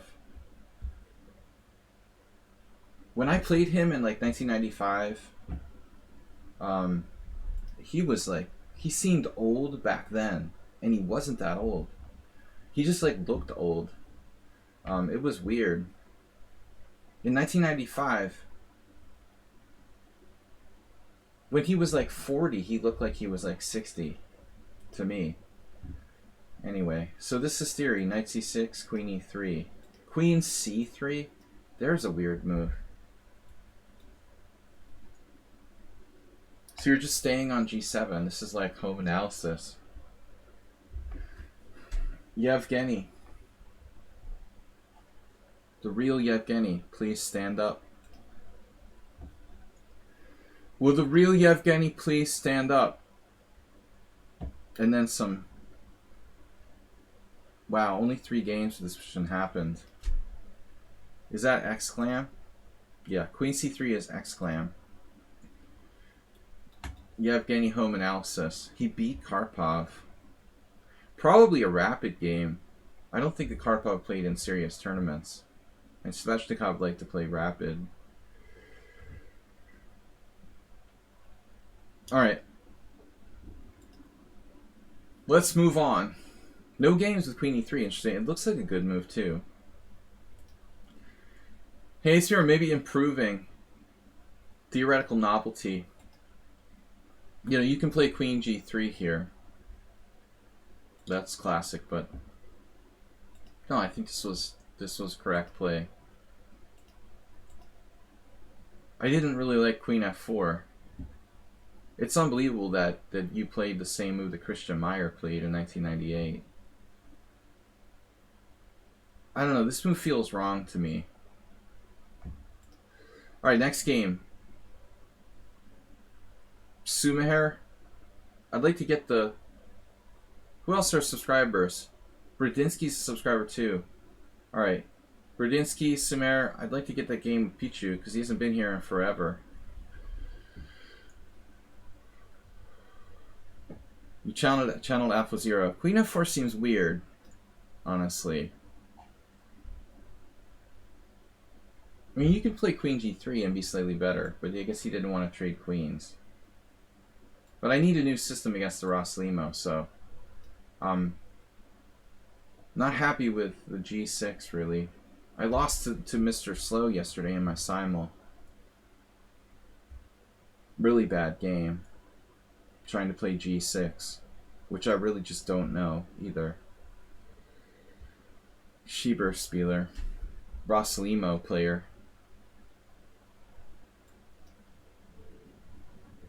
You will come back stronger with the knowledge of the late great Sveshnikov.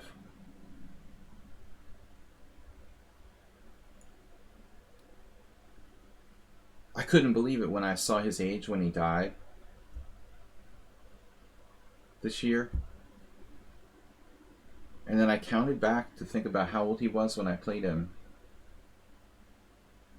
in 95 or 96, whenever it was. Maybe it was even older than that. Maybe it was like 90, 94. I don't remember, but it was a rapid tournament. Sveshnikov beat me in a C3.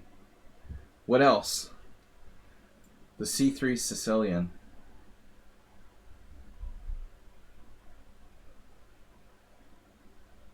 Inuk, I can't play you because we're already booked.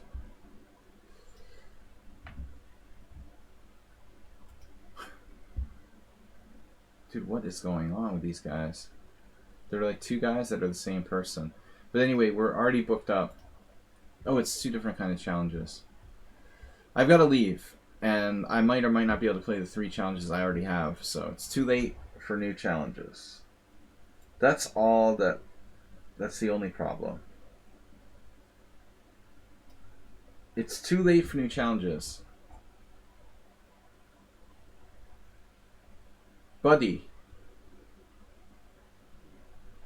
What's a buddy? Who's your buddy? Your buddy Sveshnikov. The buddy system.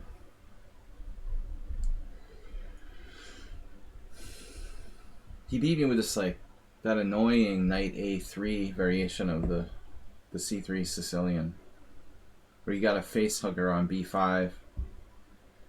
The face hugger system.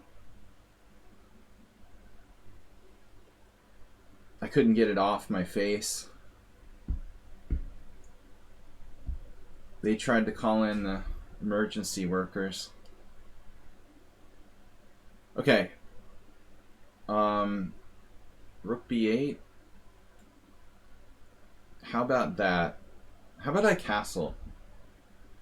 Just forget about this whole queenside thing.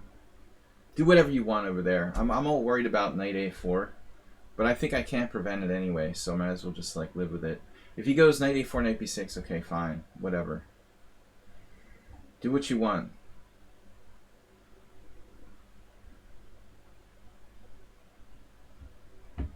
I gotta go soon, so please don't challenge me, dude.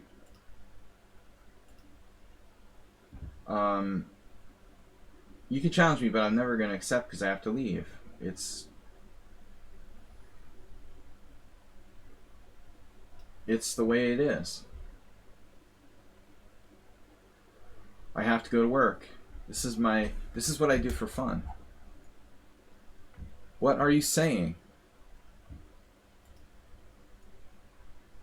I'll give you the GM title in the mail. With a COVID vaccine certificate too. I'll throw it in.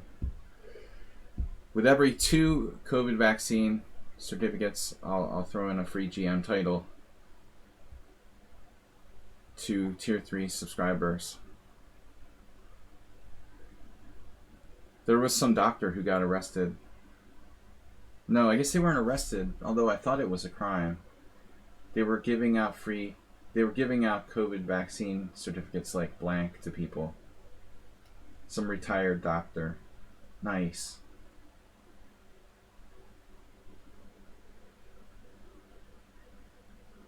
That's responsible.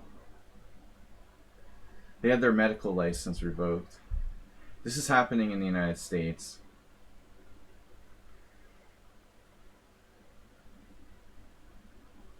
Nice, nice. Very aggressive. When I said computer hates this move, do you need certificates for a team championship? I don't think so. I played in the Budapest team championship, no one cares. But it could be different. I think the big question is, will there be a 4th wave of COVID seriously here in Hungary or not? Romania's shutting down, enforcing mask mandates and stuff again. Who knows what's going to happen? This position is really scary. Do I have any sort of tactics?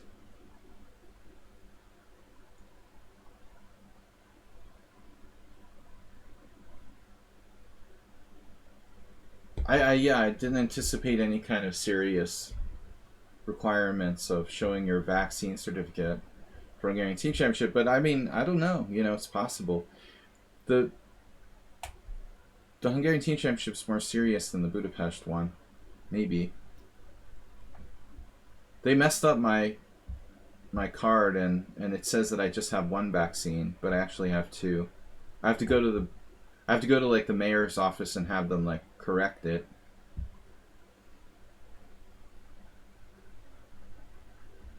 Um,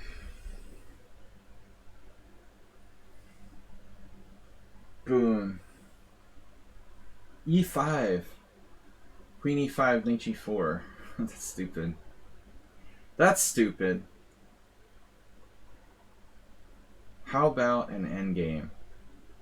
I love endgames.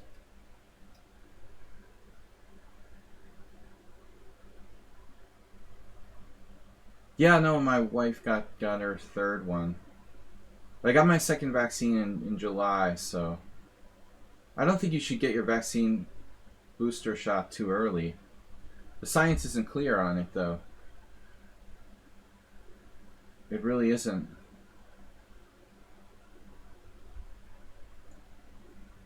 It may be better to wait longer.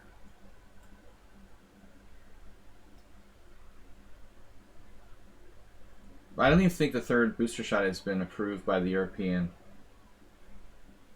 Commission or whatever, but Hungary and other countries are offering third shots. But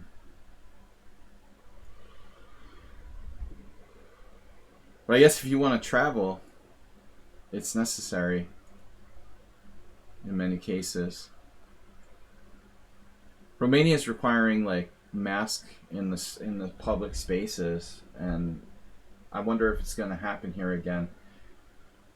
Government says they're not going to do lockdowns, but they might have to do like mask mandates. But Hungary has a like pretty good vaccination percentage. Romania is like a disaster. Romania and Bulgaria have literally like 20% or less of the population vaccinated. Portugal has 87%. 87% of Portuguese are vaccinated against COVID. It's like the highest rate in Europe. Asteroid, are you going to go as Donald Trump? I heard Donald Trump is not popular for Halloween this year.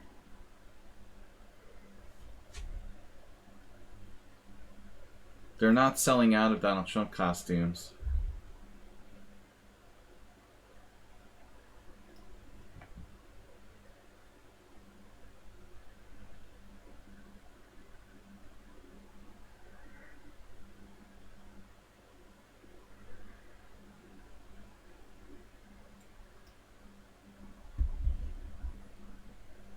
There's a... I don't know, last year maybe it was popular. Man, I miss Halloween though. There's no... Halloween is not a real thing in Europe like it is in the United States. A lot of people don't get that. Like, it's a big holiday for Americans. It's such a big pageant, It's hard for Europeans to understand. It's kind of like how we don't understand European football. They're like, what's the big deal with Halloween? What is that?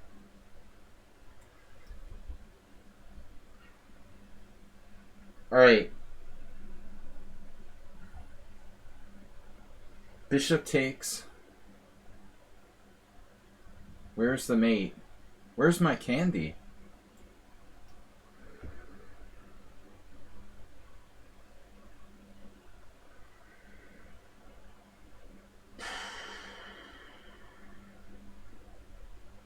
I see an idea. Maybe it's only perpetual check.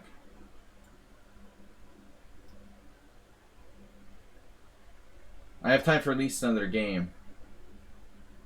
I miss like trick-or-treating.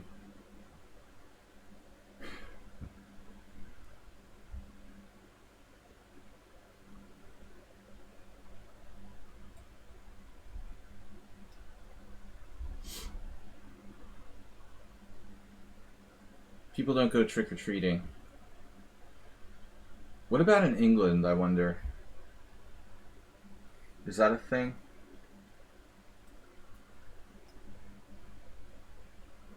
Do they have trick-or-treating in the UK?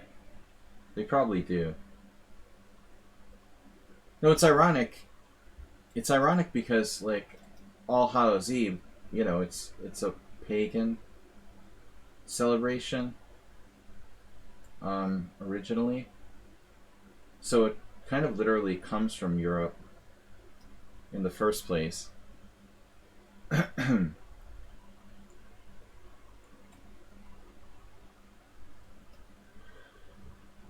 Uh-oh. Yeah, that's not cool.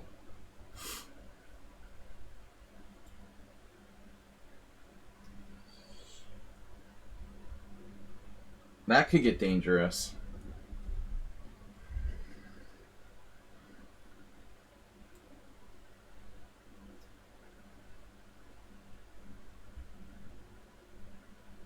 Yeah, I mean, I don't know. Alaska's got to be different than the continental U.S. I lived in like an iconic suburban town. Iconic is the word of the day. A typical suburban town. So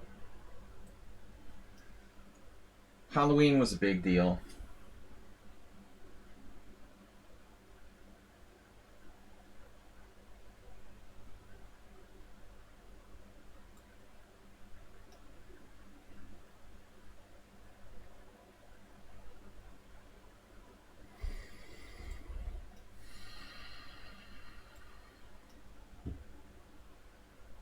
Alright, boys.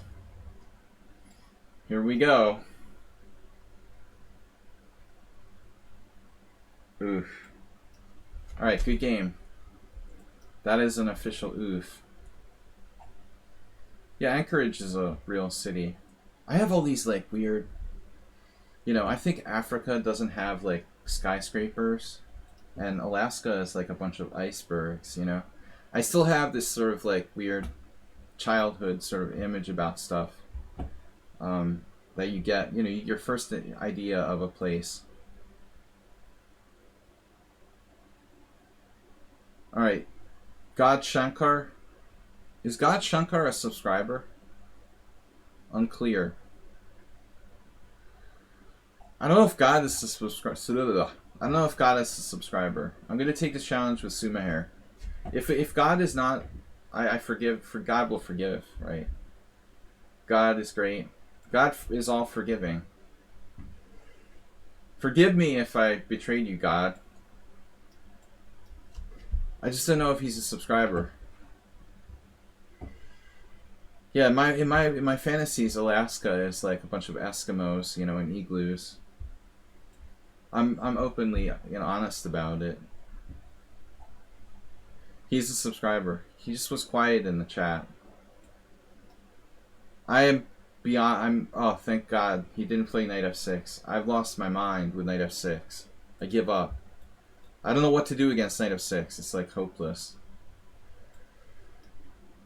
I don't think the white can get an advantage against knight f6.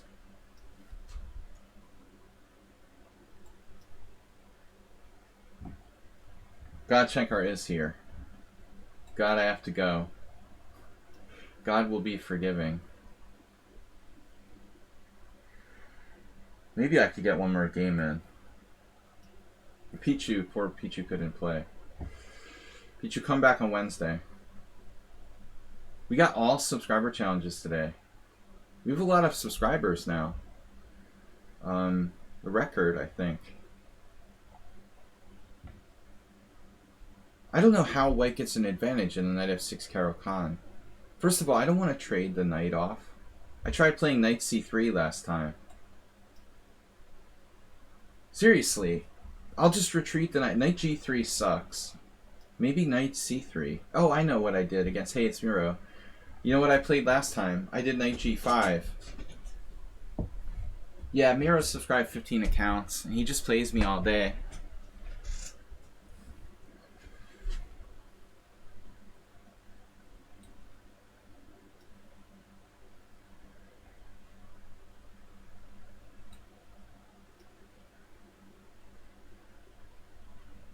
I was studying this position back in 1986, but I never really took it up with black. I don't know why. I just like being a rebel. The theory sort of daunted me. You know, even back then, it was like 20 moves of book. And there was a lot of established theory on bishop f5. No, I mean, both knight c3 and knight g5 are considered by the computer to not be great against knight f6. But I think there was a survey in... No, I'm thinking of something else. Never mind. Never mind. I have a teammate, Gel Ishvan, who plays this line with black. He also plays the London system. He's the quintessential London system, Slav, Caro Khan, bishop f5, robot. But the dude almost never loses. He must have learned to play chess from playing computers, because he really plays like kind of a anti-computer style of chess, basically. He's extremely solid. But that knight f6 Caro Khan, I don't even have an intuitive concept of how the heck white is supposed to play for an advantage there. I've said it many times on stream.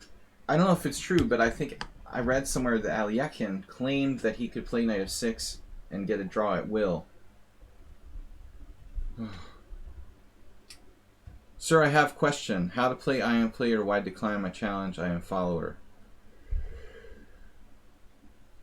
Because I have to go and you're not a subscriber to the stream.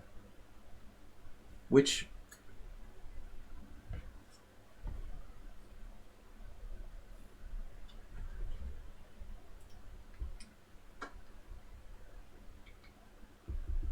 Dude, queen a5. What are you doing? What the heck is that? Queen a5.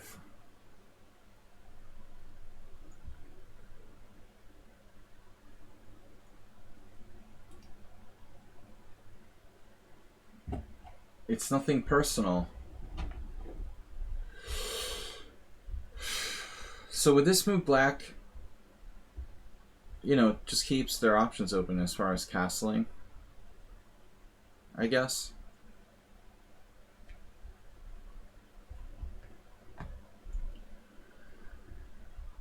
If knight e4,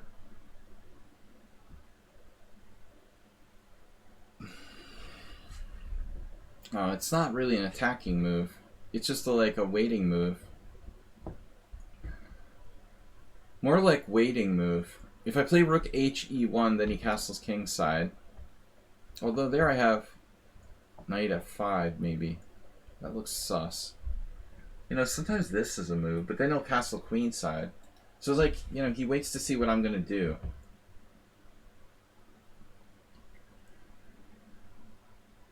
And if c4, black has moves like b5, maybe. So basically, black just keeps all the options open on the table. Although c4, b5, c5, knight d5 does seem like a large space advantage.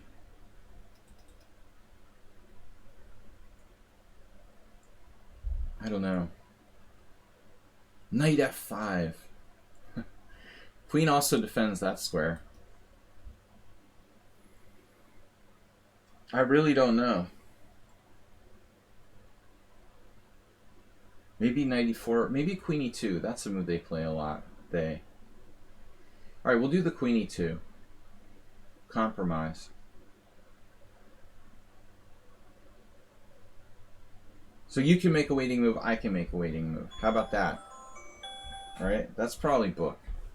See, I never play this line, so I'm out of touch. But I get it. You know, if you leave me alone in the room with the position long enough, I'm going to figure out something.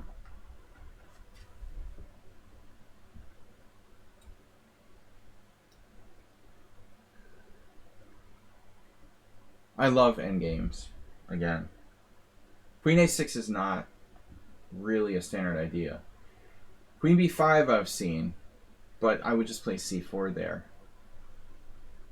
So I think he's in big trouble. But I guess Queen A6 is better than Queen B5, just allowing B5. You could play Queen A6, induce C4, and then play Queen A6. I gotta go, guys. This is my last game.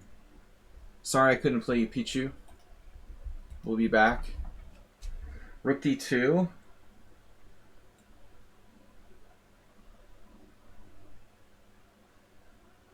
That's an annoying move. I wonder how much comp he has here for that destroyed structure. This is hard to shake off. But I don't know if it's enough to justify destroying his pawn structure objectively.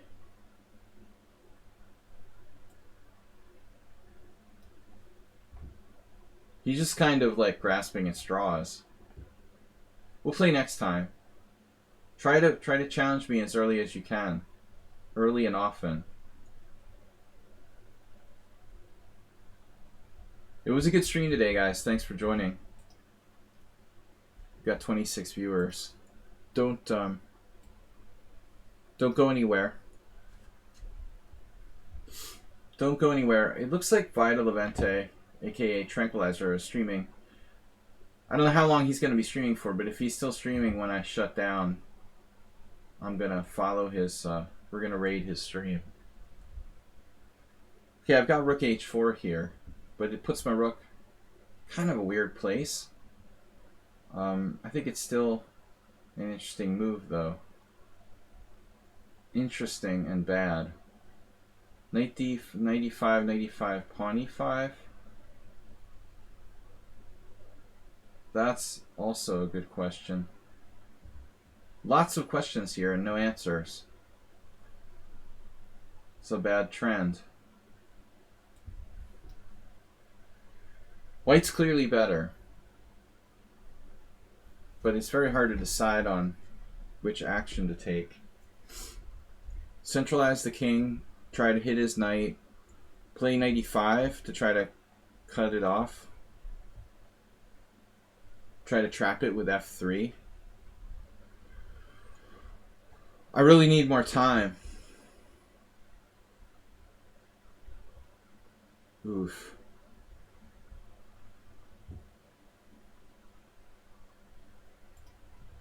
No begging. Begging. Begging is for noobs.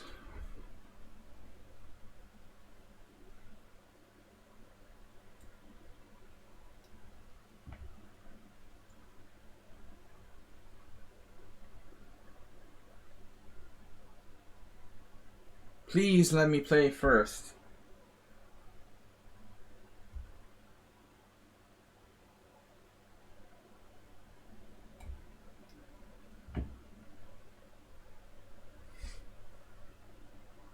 We're slightly better, but I'm running out of time. Gotta watch this pawn, this pawn. I don't know. It's just not easy.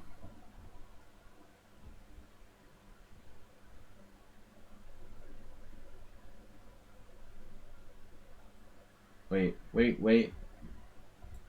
Now here? Doesn't even make sense, does it? Pawn takes with a massive space advantage? I'll do it. Got another knight. Knight G4. This is a massive space advantage. This is a flop.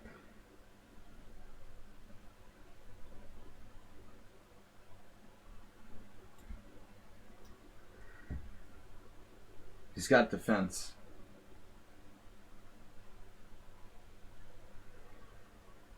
Funny position. Rook e7.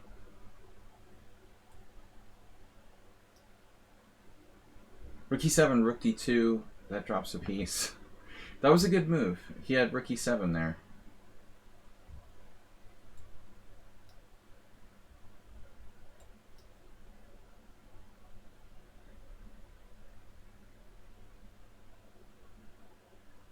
These minor pieces would be strong. R.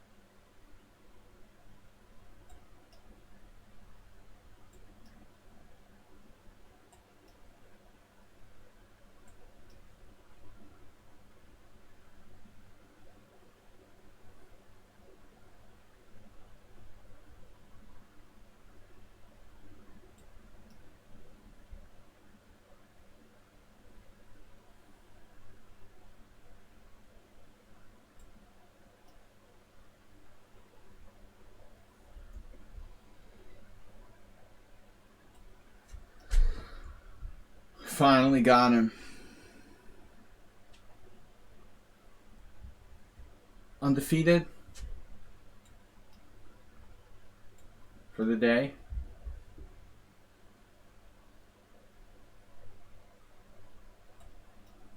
Alright.